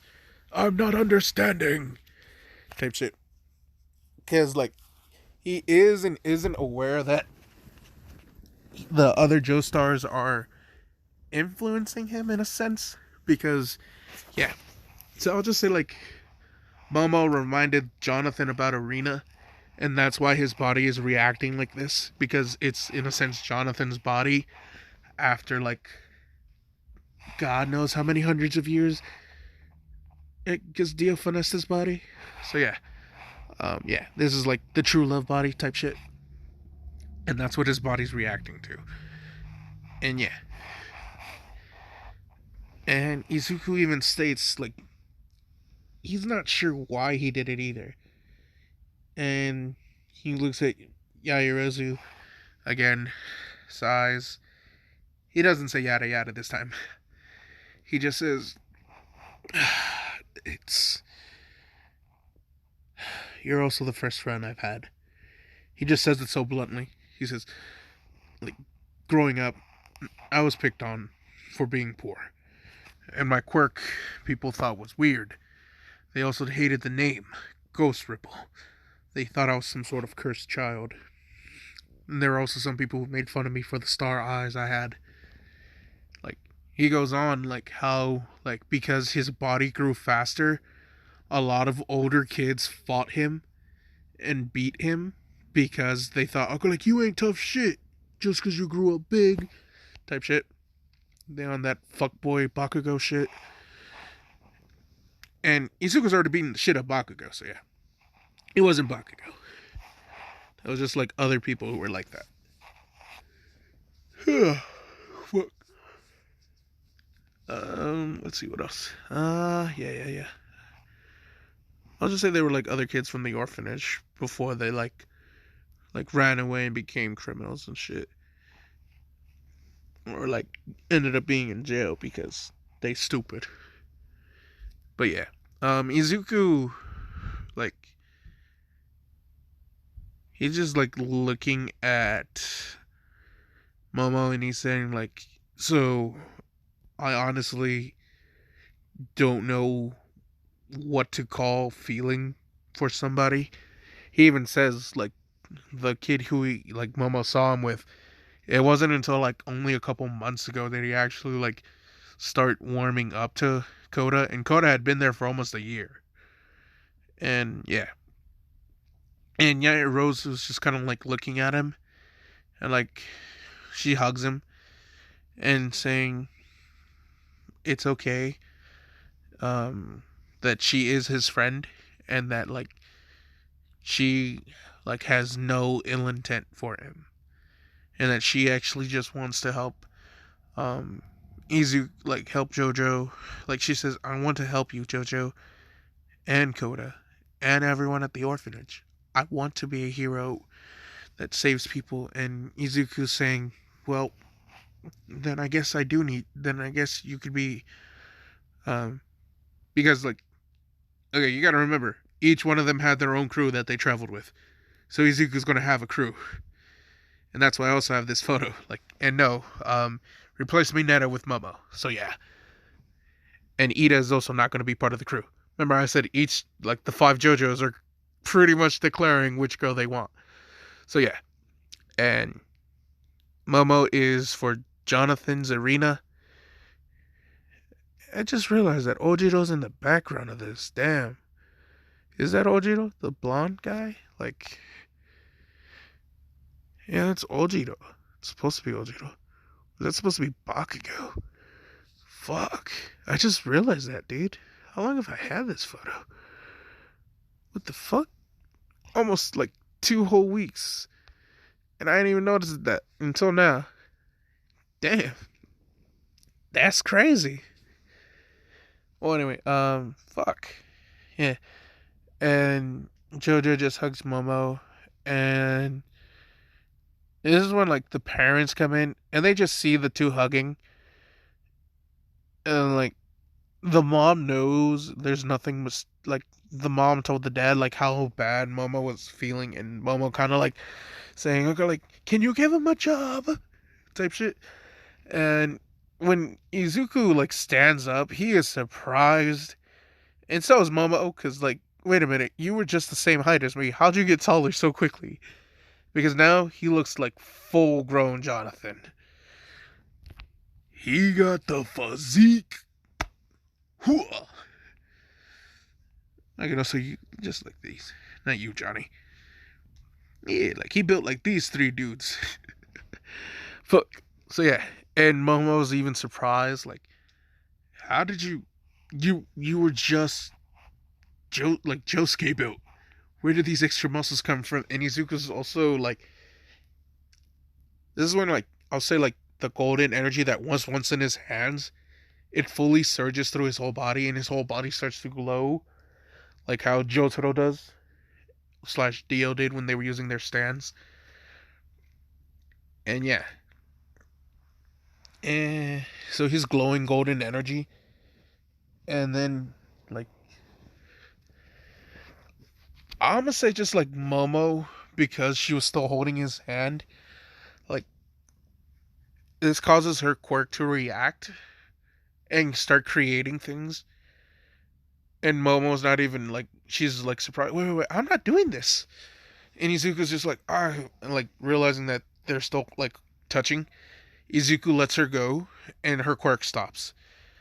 And Izuku's still going with his golden aura. Aura.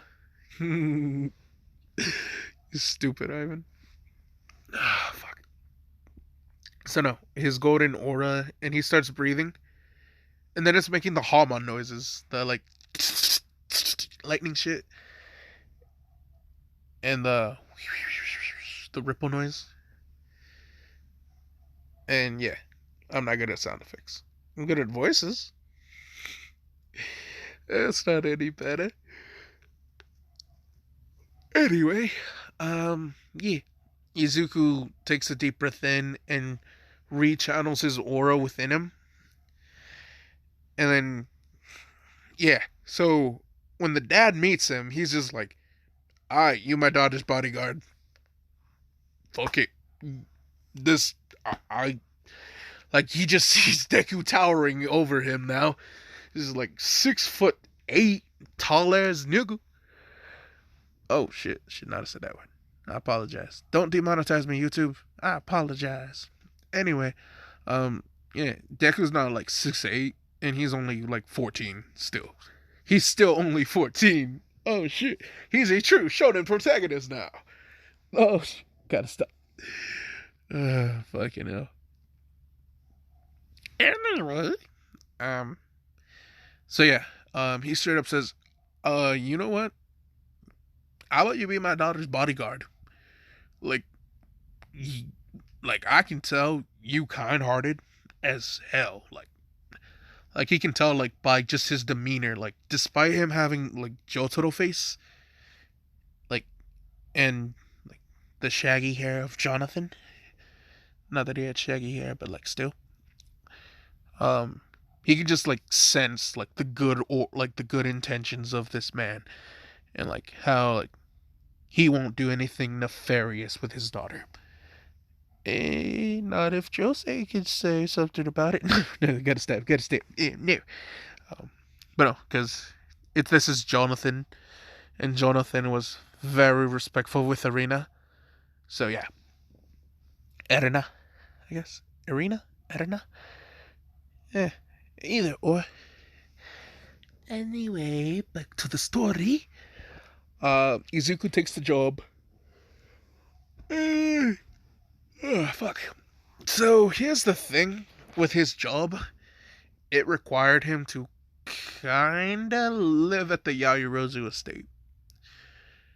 And Izuku was like, yeah, oh shit, I don't know if I could take this job then. And then like you go like, why? And he's saying he doesn't want to leave his brother Koda. And I'm like, the Yaoyorozu was just like, damn. And then Momo's saying, like, well, he doesn't have to live here, you know? Like, if we give him, like, a vehicle, like, Yaoyorozu is just like a company car, in a sense, that he could just drive up here to, like, take me places. Like, a driver slash bodyguard. Like, and then she, like, looks at the, like, her other driver and says, I still love you. You're not horrible, and I'm not trying to replace you. It's just accommodating, you know? Like, less work for you and something easier for Jojo. And yeah. So yeah. And they kind of agree to this. So Izuku comes back with a car. It's nothing too fancy. It's just like a simple like 4-door, like not a limo. Because he's like, nah. He straight up says, if I go home to an orphanage with a limo, it's gonna be trashed. Them kids, no. And they're like, yeah, he has a point. Okay, regular car. And Momo don't really care. Because she ain't gonna be riding in the back. She gonna be passenger. Because she wants to be with Jojo. So yeah. Whew. So yeah, that happens, and despite them offering Izuku a recommendation to UA, he's saying, nah, I want to do the entrance exam. And yeah, and here's the thing. Like, with Jocelyn starting to activate his actual hormones, the need for some bedroom training. What? No? What? Yeah, he admits that he has gotten more lustful, and he's just thinking, he's chalking it up to the 5 guys and all that shit. Yeah. So, he wasn't really paying attention, and I'll say, like, he did pop one a few times. Like, he's popped it. Like, it sprung. You know, like, the dragon has awoken. Save yourselves. type shit. Yeah, and while being around Momo sometimes, like because he is like with her when she does shopping, she has to do the models of the dresses, and Izuku he sometimes do get red, and like, uh, uh yeah, you look great, Momo. Like try not to like stare and be perverted about it, but like genuinely complimenting her, and she loves it. Like she knows it's like bothering him a little, like it flusters him, and she finds it cute. So yeah, let's see. Uh, fuck. I'll say like despite it being a company car, like they tell him nah, like it says company car, but like it's your car, my dude. Like we get you have siblings, and like Izuku's changing the Yayu Roses to be more charitable in a sense, which kind of surprises other rich families and friends. But yeah, um, let's see.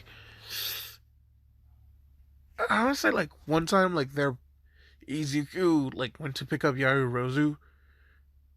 I'll say like Ingenium, like Ida's brother, like was about to leave.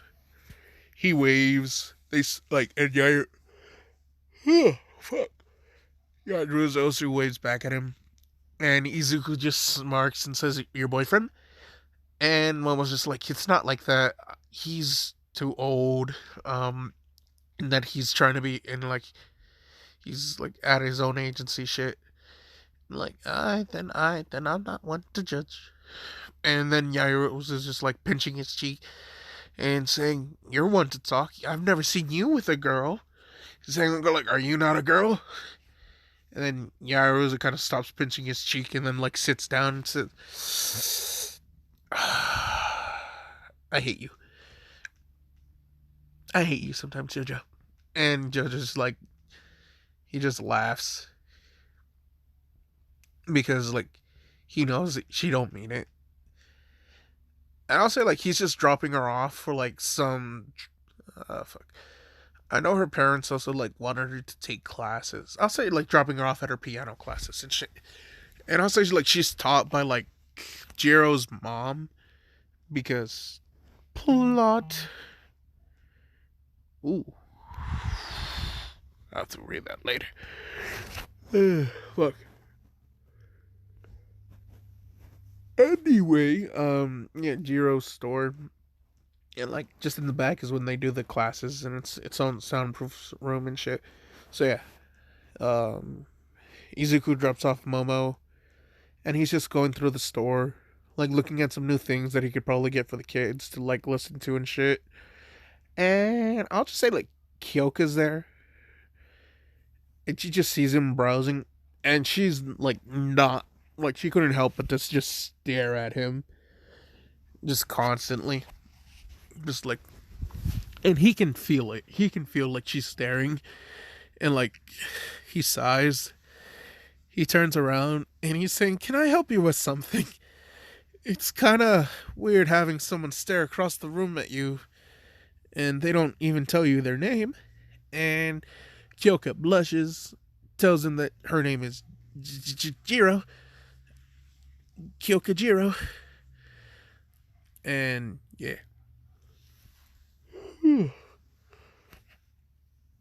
He then introduces himself as Jotaro Joestar. His friends call him Jojo. He sticks out his hand and says, "It is very nice to meet you." Kyoka goes, like, shakes his hand, like, she's thinking it's for a handshake, but it's kind of weird because he has his hand down. Like, I don't know, like, see how Jonathan has his hand, like, if he was sticking it out with his palm open out. So she thought it was weird, and she goes to, like, once she places her hand on top of it, he lifts it up and kisses it. And Kyoka's just like, oh, I, okay then, type shit. And yeah, Izuku's just like, "Oh, I'm sorry. Did that make you uncomfortable?" Kyoka's just like, no, not at all. Just, I was not expecting you to do that. And he's saying, sorry, I guess I should ask for permission from now on. And, like, Kyoka's just like, oh, you don't need permission to do that with me. And, like, I'll just say, like, Jiro and, like, Jiro's mom hears that, saying, permission to do what with you? What now? And Momo's just, like, stepping out. And all she sees is, like, Kyoka, like, her hand in Izuku's, like, holding. And this annoyed the fuck out of her, like a motherfucker. And she's just like, wait, why do I feel pissed off by this? Izuku then bows and saying, I am sorry for any misleading conversations that it might have seemed. And then he bows, he bows. He goes to Kyoka's mom, and, like, he says, like, when he went to he said, like, he, like, kissed her hand, and I guess she thought he was going for a handshake, and he's saying that he should ask for permission next time he does something like this. And then Kyoka said what she said, and yeah, like, quickly defending her, and Kyoka's just like, yeah, what he said, it's just, and she blushes and turns around. And Jiro's mom's just like, oh yeah, she's never had a boyfriend before. Like, so bluntly. In case you're wondering where's Jiro's dad, I'm gonna just say he on tour. Like, he in a band and he on tour. There's no evidence to support this claim, but there's also no evidence to deny my claim, so haha. And yeah. So Jiro, like, says, you're almost as bad as mom. No, mom, you're almost as bad as dad. And she's just like saying, no, your dad would have screamed it into a microphone. Like, as, like, kind of joking. Izuku laughs. And Momo, like, not too thrilled, but, like, can't really say anything. And, like, yeah, like, Momo's saying, like, she's, like, they were like, no, the Jiro's mom just had to take a call, and, like, it was her dad, like, saying that he'll be home next weekend, and Jiro's really happy about that. And yeah, Izuku's saying that's good, he's glad that she could see her family. And, like, and Momo looks down at this because she know Orphan Deku, but, like, damn. And Jiro kind of looks at Izuku and saying, like, oh, yeah, what are your parents like? And Mama just, like, she goes, ooh. And she didn't realize she said it out loud, but she did. And they all look at Momo, except for Izuku, because Izuku, no. He just sighs and says, yada yada. And then he says, I'm an orphan. I live in an orphanage. And then he points to Momo. Her father employs me, and that's how I help raise money for the orphanage. And of course, Kyoka feels like Momo did. Like, oh, hello, foot. You fit in my mouth. Hello, other foot. You also fit here. You know, type shit. Like, the whole foot in the mouth type shit. So yeah, she feel bad. She do feel bad. And, like, she is about to say something, and Jojo, like, he just says, no. He then points to Momo, saying, like, she did the same thing. Don't worry. And, like, Momo, like, blushes and saying, like, Jojo. And, like, Jiro's just like, Jotaro, he says, oh, you can call me Jojo. Like, just so casually. And Momo's just like, but that's what I call him. Like, type shit. Like, only I can call him that. No. Kyoka then says, Jojo, I'm sorry. And he says, no apologies. And then Deku is saying, like, he just says, um, like he knows that his shift with Momo ends at like we'll have a like free time while Momo has her piano practice for like another hour or so. He just says, if you're trying to apologize, then maybe you can show me like where's the quickest place to get and eat and like and join him for a meal, since he has to wait an hour for Momo's piano practice. And Momo just realized, oh fuck no, I can't lose my guy now. And like she's just like, and then like Jiro's just like, oh, I don't know about this, the store. And Kyoka's mom's just like, oh no, go ahead. Like our normal, like no one's coming in anyway. Just put out your out to lunch. It's fine. Like type shit. And yeah, so they go out and like they just go to a cafe, cat cafe, because I love the cat cafe at the Japan. And like I'll say it's because Jiro like loves cats, and Deku's just like, huh, interesting. And like when a cat goes to Izuku and just starts rubbing up against him, he's just like, oh, I shall name you Danny. If y'all know, y'all know. And yeah, and yeah, uh, it was like a little kitten, so it was like black and white spotted pattern. And then yeah, the worker's just like, oh, the little kitten likes you. Like takes their order. Izuku orders like a simple sandwich with a cup of coffee, black, and like two sugars on the side. He adds like, instead of like adding it to his coffee, he just pops the sugar and then takes a sip of his coffee. Why? Bizarre. It's JoJo. Need I say more? Nah. I mean, I should, but nah. And Jiro's like thinks that's kind of weird, and then he's just like, and she's just like, what? And like he's looking at her hair, and she's saying like, what? Like, she's just like patting her hair, like her head is like, is there something wrong? And he just points out like he thinks it's cute how her hair has a heartbeat on it, and Jiro's just like, oh, thank you. And yeah, and then Deku's just like, wait a minute, this feels all too familiar. He's just like, I've seen her before, but I haven't seen her before? Like, shit. So Izuku's just like thinking this feels similar to how he felt with Momo. And then he's just thinking, huh, I thought I liked Momo. Do I not like Momo? I don't even know. So yeah,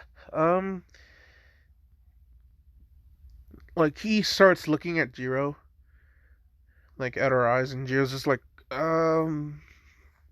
trying not to like look directly at him, but like she's kind of captivated by the purple star pupils, and like she even like says like she likes his eyes, and Deku's saying then just look into them, like not realizing like the heaviness of how hard that is for her, like because she wants to, like she really do.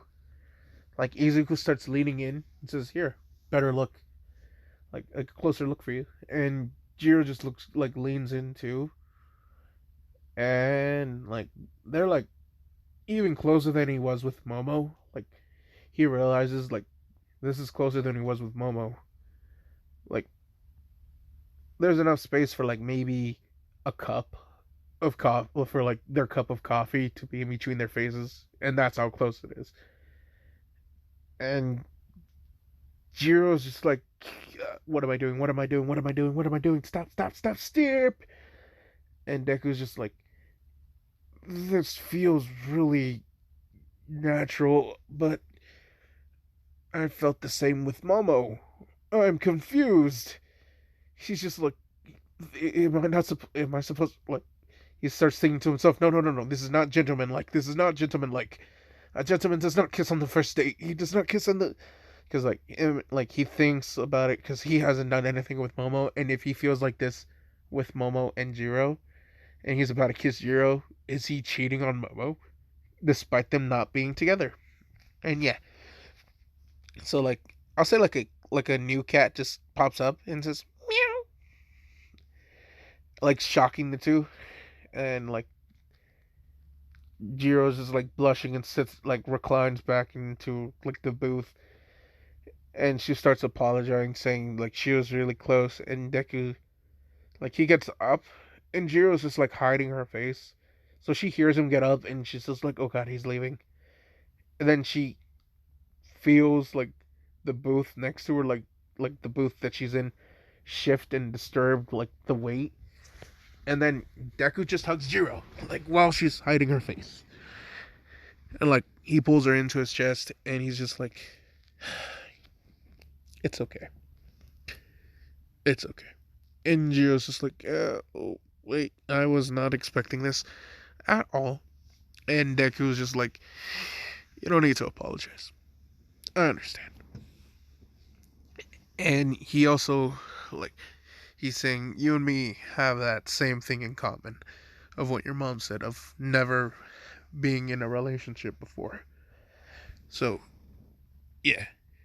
And I'll say, like, they were actually gone longer than an hour. And when Momo was, like, wondering, huh, where are they? Jiro's mom saying, well, the closest thing is a cat cafe. They might have gotten played up with the kittens. And, like, all Momo here is, like, Deku caught up playing with Jiro, not kittens.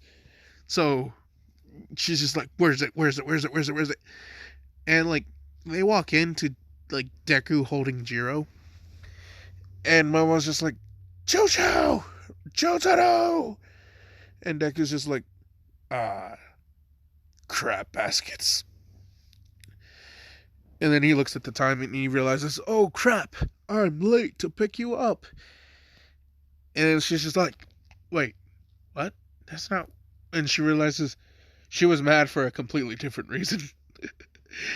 Oh shit, it was funny. So she has to play it off like, yeah, she was mad about that. And before Deku leaves, like, he pays the bill. Like, yeah, the nigga, like, in an orphanage, but, like, he got some money, you know? Like, he saves up because Josuke made sure that this boy saves up his money. In fact, it is none other than Josuke who's reacting to Jiro. Yeah, because Josuke was about his hair, and Jiro has the heartbeat hair. Y'all get it? No? No? Damn. Anyway, yeah. So Deku gives Jiro his number and says to, like, call him or text him. And yeah, and Momo's like can't really be mad because like she no longer pays for that phone. Like, damn, I knew I shouldn't have like I should break that phone somehow. Like, or give him a new phone, like, and with a different number. She thinking, and then she's like, no, because he'll just change it or ask why it's a different number. Because JoJo, like, he catch on quick to shit.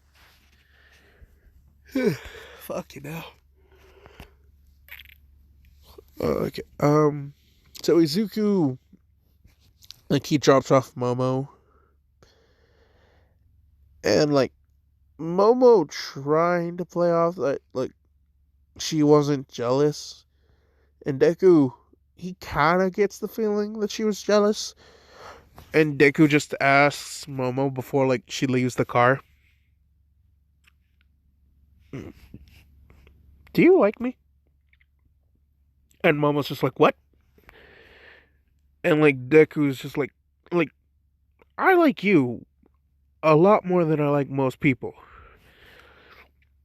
And it's a different like than how I like Coda, but I've never had friends or let alone a girlfriend, and Like Momo blushes at this, like, oh god, oh god, oh god, is he really, really? And then he's just like, so I don't really know the difference between feeling the two, and if I ever hurt you, like, that makes you think, like, I don't want you as a girlfriend, it's not that. You're really great, and you would make the best girlfriend ever.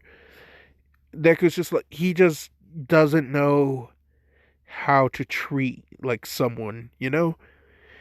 And Momo's just like, ah, damn it, damn it, damn it, damn it. Ah, this guy's too sweet.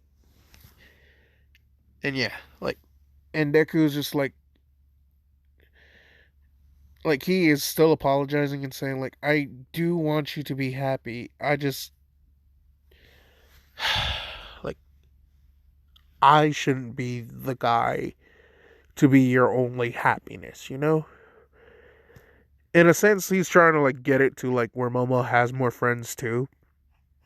Because he even asks her, like, besides me, like, who are your other friends? And Momo realizes that yeah, she don't really got no other friends. So yeah.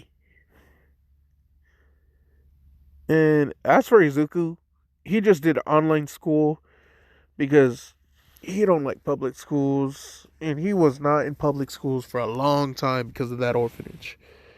You know? Whew. Shit. Tired.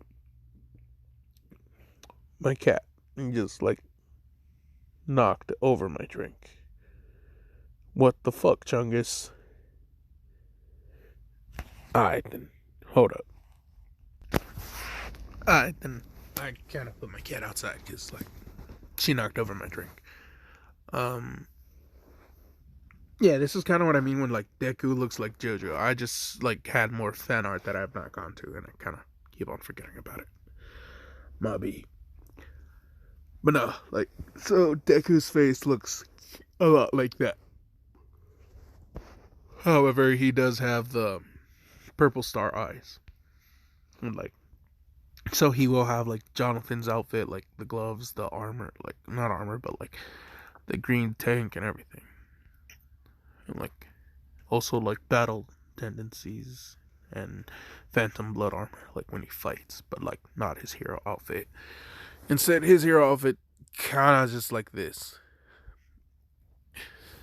And yeah, so he fucking 6'8" at the age of fucking 14, dude. Like people think he's a full-on adult, but no, no, no. And yeah, um,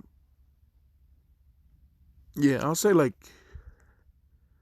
Momo and Jiro eventually become friends, and they have this unspoken like agreement that like whoever he chooses. Don't fuck with the other chances. Let him pick, type of shit. So yeah, I'll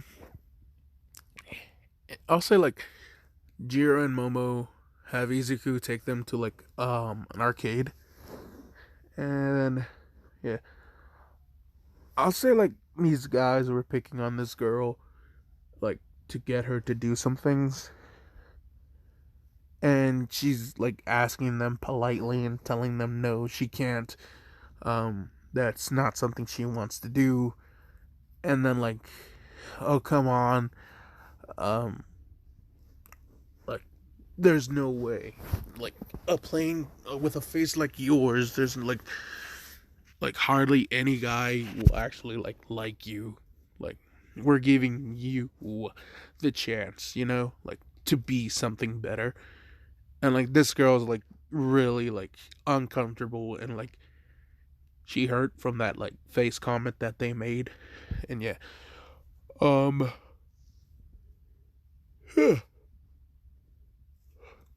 Momo and Jiro, like they really ain't having it, and they try and like stop like these guys from like getting this girl to do something. And like one of the guys is just like, oh well, shit, now there's one for each of us. because there were like three guys. And like they look at the other girl and like they're like, ah, but who wants that like that weird face of hers? And then one just says, "You're like, yeah, you like more tongue, don't you? So you should be fine." Like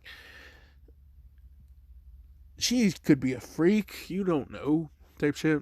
Like one of the bad guys is saying, because like he's already be like trying to get at Jiro, and the other one's getting at Yayorozu, but like quick shit, no cap. Jotaro just pulls up, and by Jotaro I mean Deku, like just out of nowhere, just like wraps them all up with hermit purple, yanks them to one another, and then pulls them up like suspended by their feet, like hanging in the air in the middle of like the whole arcade.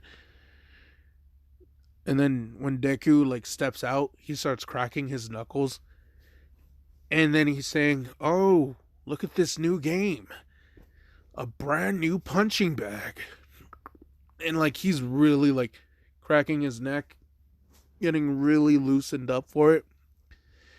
And like this kind of throws Momo and Jiro, because like they only know Gentleman Deku, not this then you finna die Deku. And this is like the Giorno in him escaping, like because they were trying to like fuck with a girl, and like this, like she's only in high school, and like these guys are like not like she's still in middle school, and these guys are like almost full grown ass adults. So yeah, Deku, he ain't really gonna he like when he starts wailing on them, everyone like at the arcade kind of like they don't feel bad for the guys until like Deku, like after like almost a full minute of Deku hitting them, yelling Muda like a lot, like Deku doing a 7-page Muda rush on all of them. Each individual get their own 7 pages in a sense.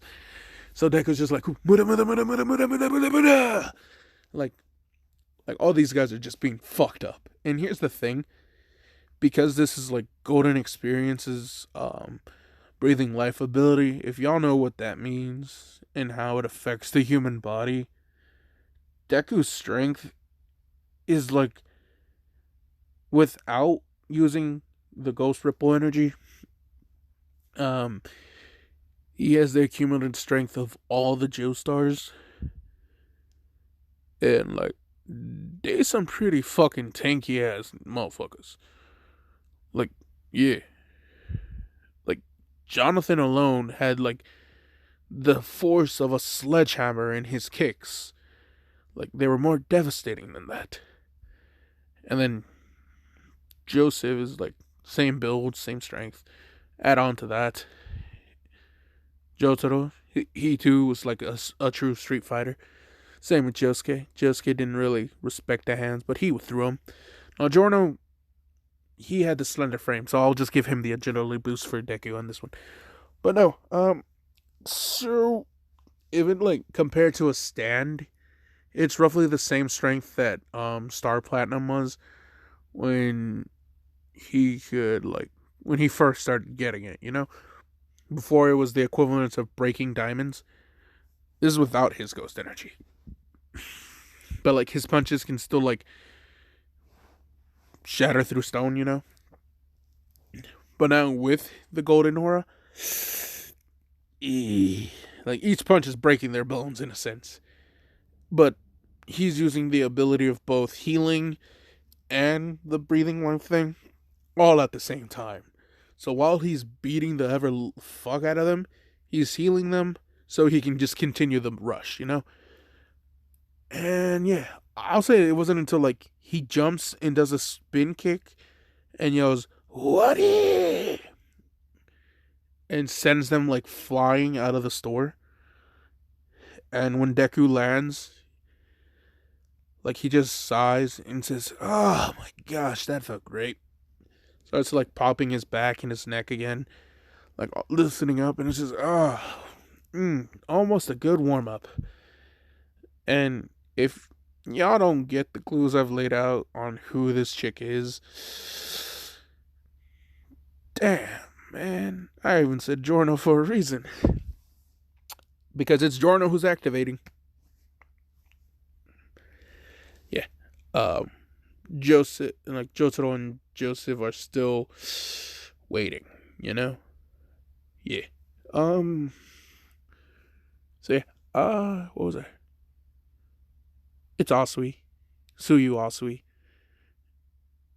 and yeah, Suyu thanks Midoriya, and when Deku sees her, like he looks into her eyes, and like Asui is just like, whoa, those are some really good looking, and she didn't even get to finish the word before, and this is Giorno, um, sort of like Giorno likes her, but this is more like Jocelyn is like really close to like fully manifesting, so her urges are straight only through Izuku.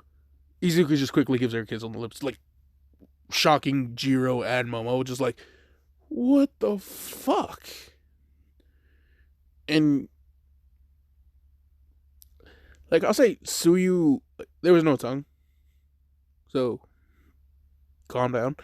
Like it was just like he kissed her, pulls away after like 3 seconds, and then he's saying, "Okay, I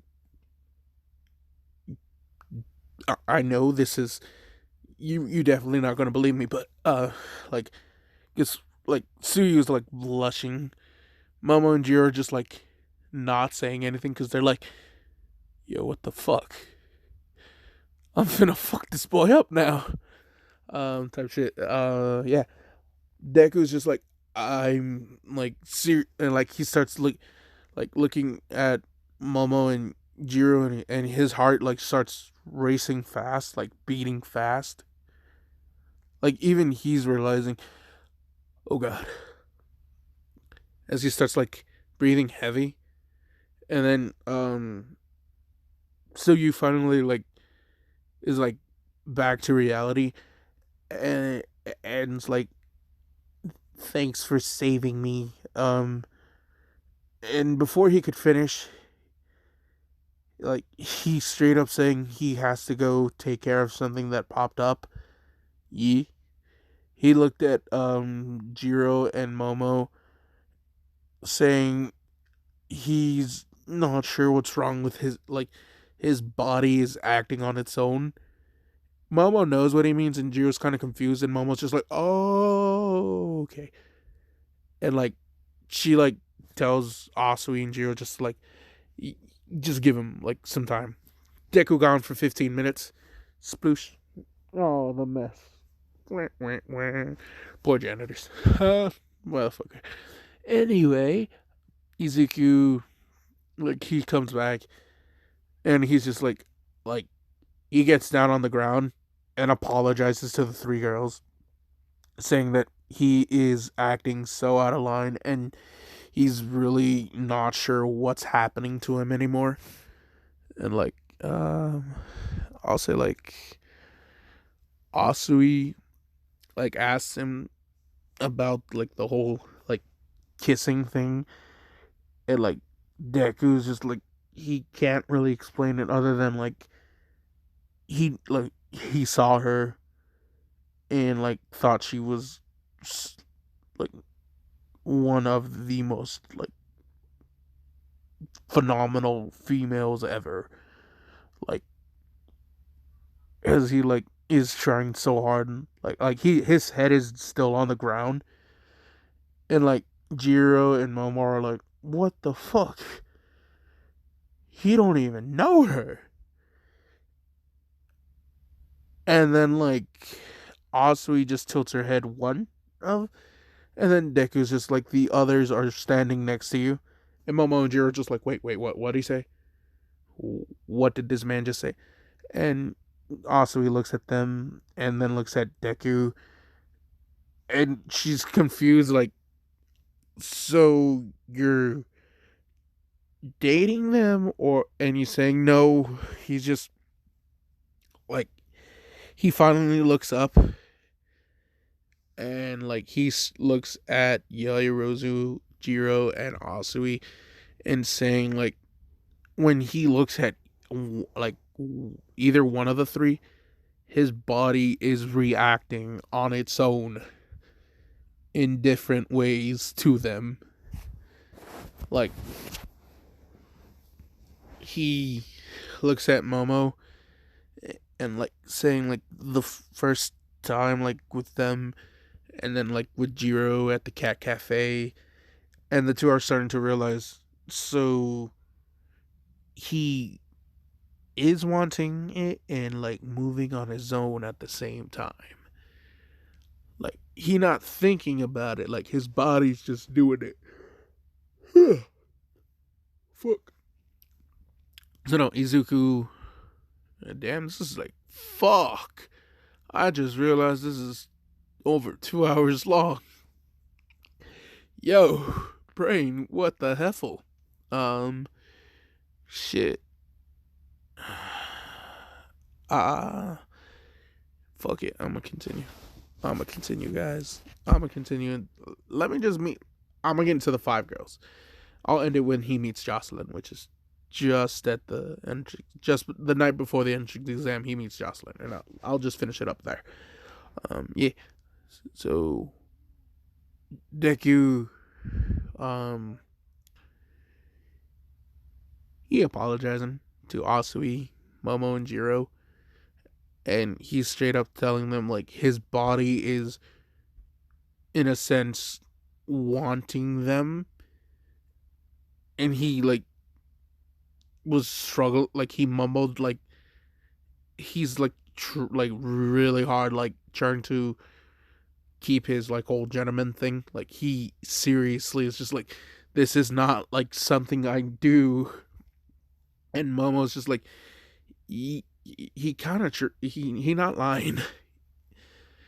And Asu is just, I'm not really mad at him. It's just like, she looks down and saying it's just weird that her first kiss was a guy that she didn't know. And then Deku's just like, oh crap. And then he realizes it, like, he's saying he doesn't know how this will affect the situation, but Asui was also his first kiss. And then when Momo and Jiro hear this, they're like, his lipginity. No, I wanted that. Oh fuck! Stop. I said lipginity. Lipginity. I, not virginity. All four of them still have that card right now. So chill. Yeah. Asui's just like, oh, okay. Um, like, she asks Midori, like, she asks him for his name. He says Jotaro Joestar, and like, just to call him Jojo. And she like squats down to his level, asks him to look at her, and Deku's just like, I'm afraid to. And then like, she says, please, Jojo. And Deku looks up, and she kisses him now. So different thing. Momo and Jiro are not like, oh, this bitch right now. Like, she kisses Jojo, thanks him, and says her name is Suyu Asui, and just to call her Sue. And that if she's getting the gist of what Izuku is saying, that like his body like did the lip thing without like him thinking about it, it doesn't really count as a first kiss. And that this does, you know? And that like, I'll say like, she she was there with her siblings, and Deku brought Koda too. Like all the orphans were at the arcade, and like the orphans know when they hear Muda Muda Muda, Deku pissed. So yeah, um, so yeah, what was it? Oh yeah, Koda see Deku get kissed by Suyu, and Koda snapped a picture too. So he keeping that for blackmail purposes, you know, because he Koda. He's still gonna be a little shithead, but like not as bad, you know. Deku, like he not too embarrassed, but like he understand though. Like he glad like Suyu not mad, but then he realizes, oh shit, what about Jiro and Momo? And then like Momo tells him to stand up, and she says Jojo, so Deku knows, okay, she not mad. And then Kyoka also says, yeah, Jojo, it's kind of weird seeing you on your knees like that. Says, and like, so he gets up, he stands. Also, his younger siblings come and like ask her to like come watch them play. Also, he says, okay, just a second, let me say goodbye to my friend. And like, they look at Deku and they're like, he's big. And like, um, to which like I'm gonna say they caught the imprint of what Deku's sudden emergence was, and also he's just like, yeah, yeah, he big,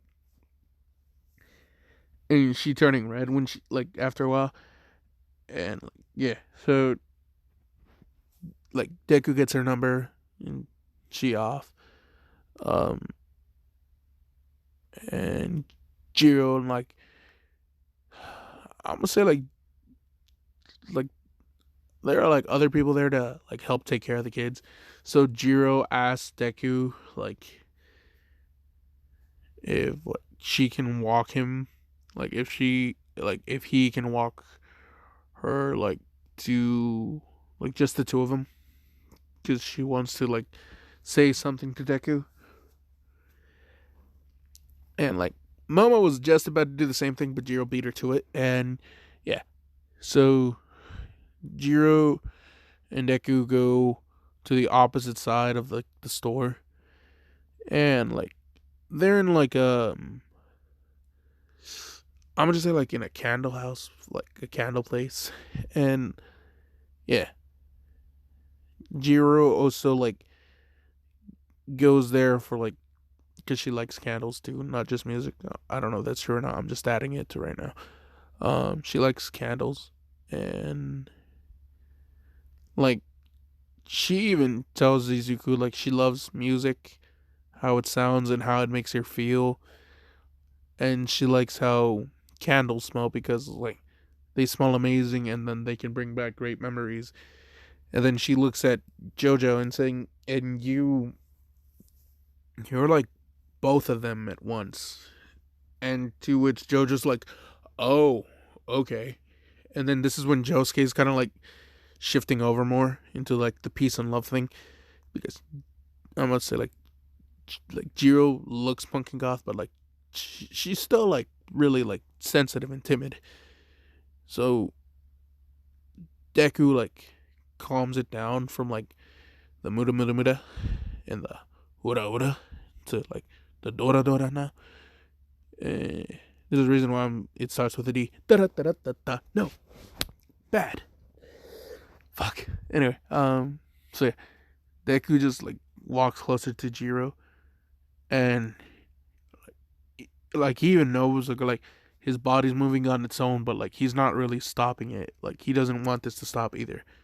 He tilts Jiro's chin up and then like just locks lips for like a good like 10 seconds, and Jiro just like cloud 29, like fuck, like she happy, and like Momo didn't follow them, and Asui is just like not there either, so it's just like their moment. So they thought Kota snapped the picture. He's just like gonna like have all these photos just like posted in Deku's room when they get home. It's just so fucked up but funny. Yeah.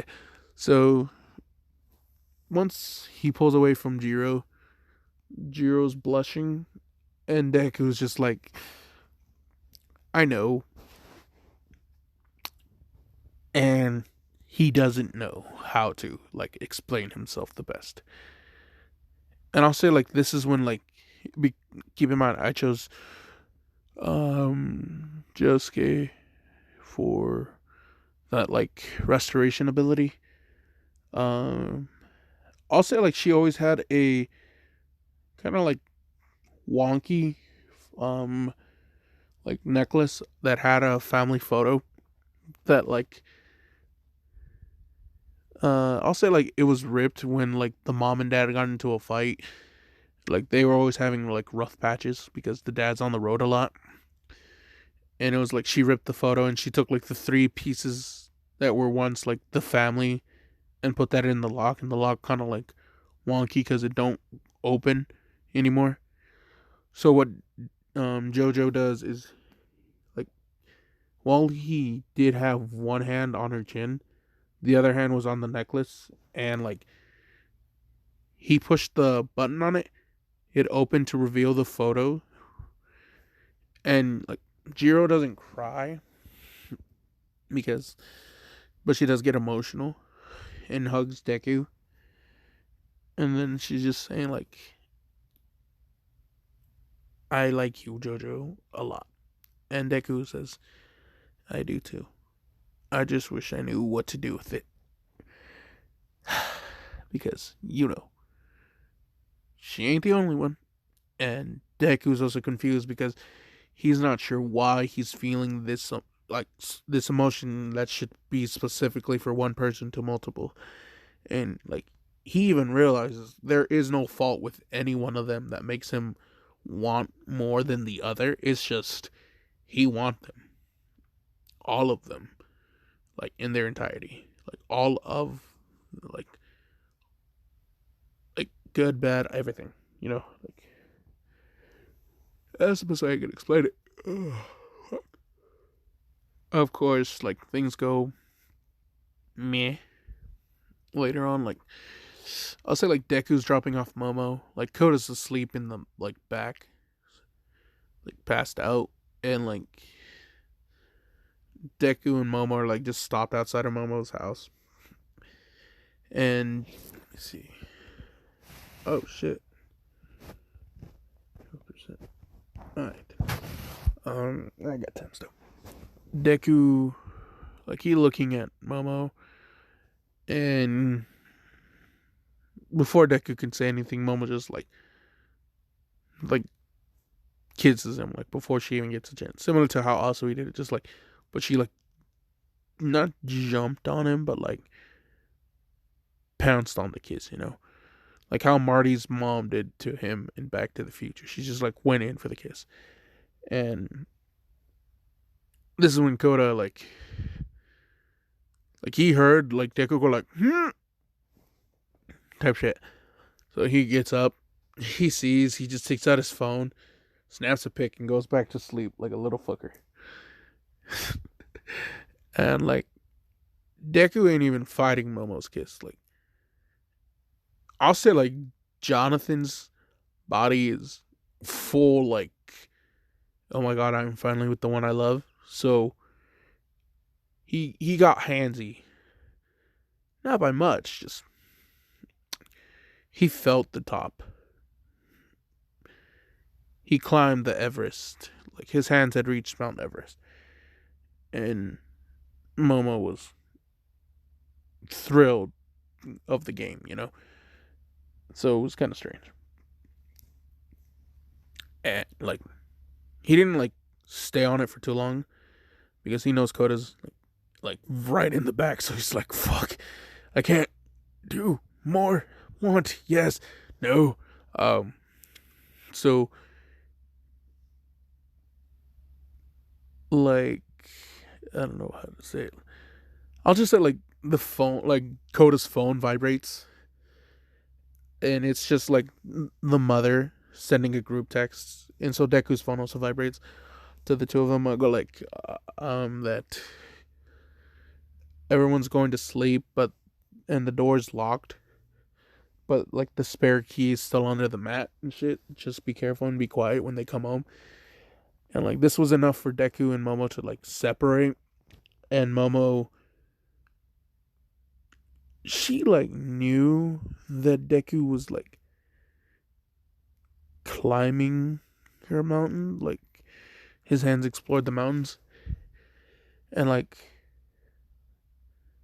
I'm not saying she was, like, um, she wasn't wearing a bra, bro. Like, her quirk is meant for her to use her skin. So, like, she does, like, a layer of skin on the top half. But, like, not always wearing a bra, you know? And I'll say, like, today she did not want to. And despite what the mountain she carries, like, her over the boulder shoulder holder is just not meant for her, you know? And Deku comments on that, like, it's, like, not good if, like, she's in a cold area. To which she responds, Deku's hands can always warm her up. And, like, not realizing, like, yeah, but yeah, you know, um, Deku blushes, Momo blushes, Koda, like, yawns in the back, and they're like, ah, fuck, we gotta get this going. Oof. And yeah, I'm not trying to have this to 3 hours, so that gotta suck. I could have done this as a two-parter.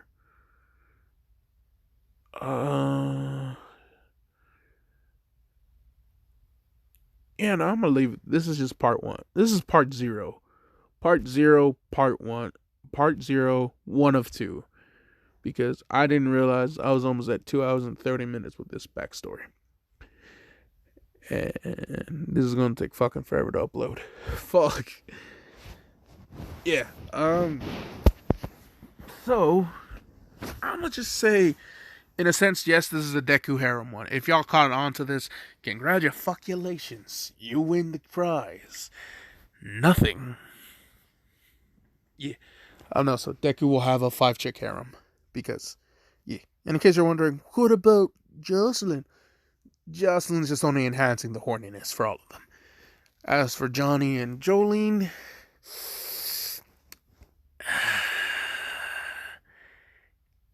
I don't know.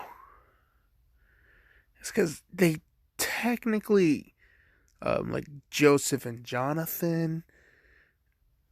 No, they're technically Jonathan and Josuke, so I don't know how to, like, does that mean, like, he has those two as the favorite?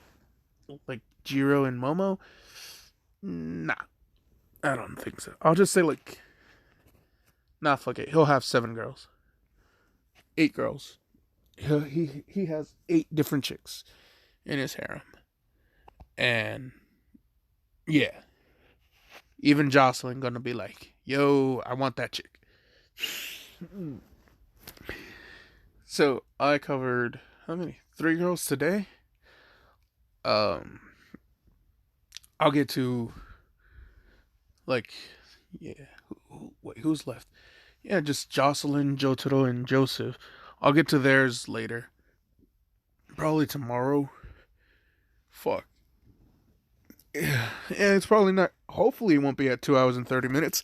If y'all watched to this length of the video, I fucking love you, and I am so sorry that this took me forever. And this is gonna take a forever upload too. Fuck. Oh my god. However, I will leave the remaining 3 girls open to, like, who y'all think it should be, because Joseph and Jotaro are going for Mina and Oraka, but, like, for the other 3 girls, you can, like, give me some, like, names or shit. Like, do I continue the 1A? Because, like, he be pimping. Like, all that's left is technically Invisible Girl, but, like, not much to see. So, like, do I give him 1B girls? Do I give him other girls? Do I give him older women? Hell with it. A teacher? No, no, no. Yes, a pro hero. Maybe. I don't know. A villain. I don't know. Comment, like three females from the story that you want me to add, or like add like 3 female characters from any of the 5 parts of JoJo into My Hero Academia, and there's if they have a stand, then that'll be what their quirk is. Their stand ability is their quirk, and I'll just add them to the story. Only if like only to part 5. Like no manga characters because I don't want to like ruin too much of the story for other people. Because yeah, um, comments are good for the algorithm of YouTube. Remember that one. If y'all like seeing what if stories, just leave a comment and YouTube becomes more note that, oh yeah, you like this stuff. So comment, tell me what you guys think. For the extra 3 girls, I'm signing off. Have a good one.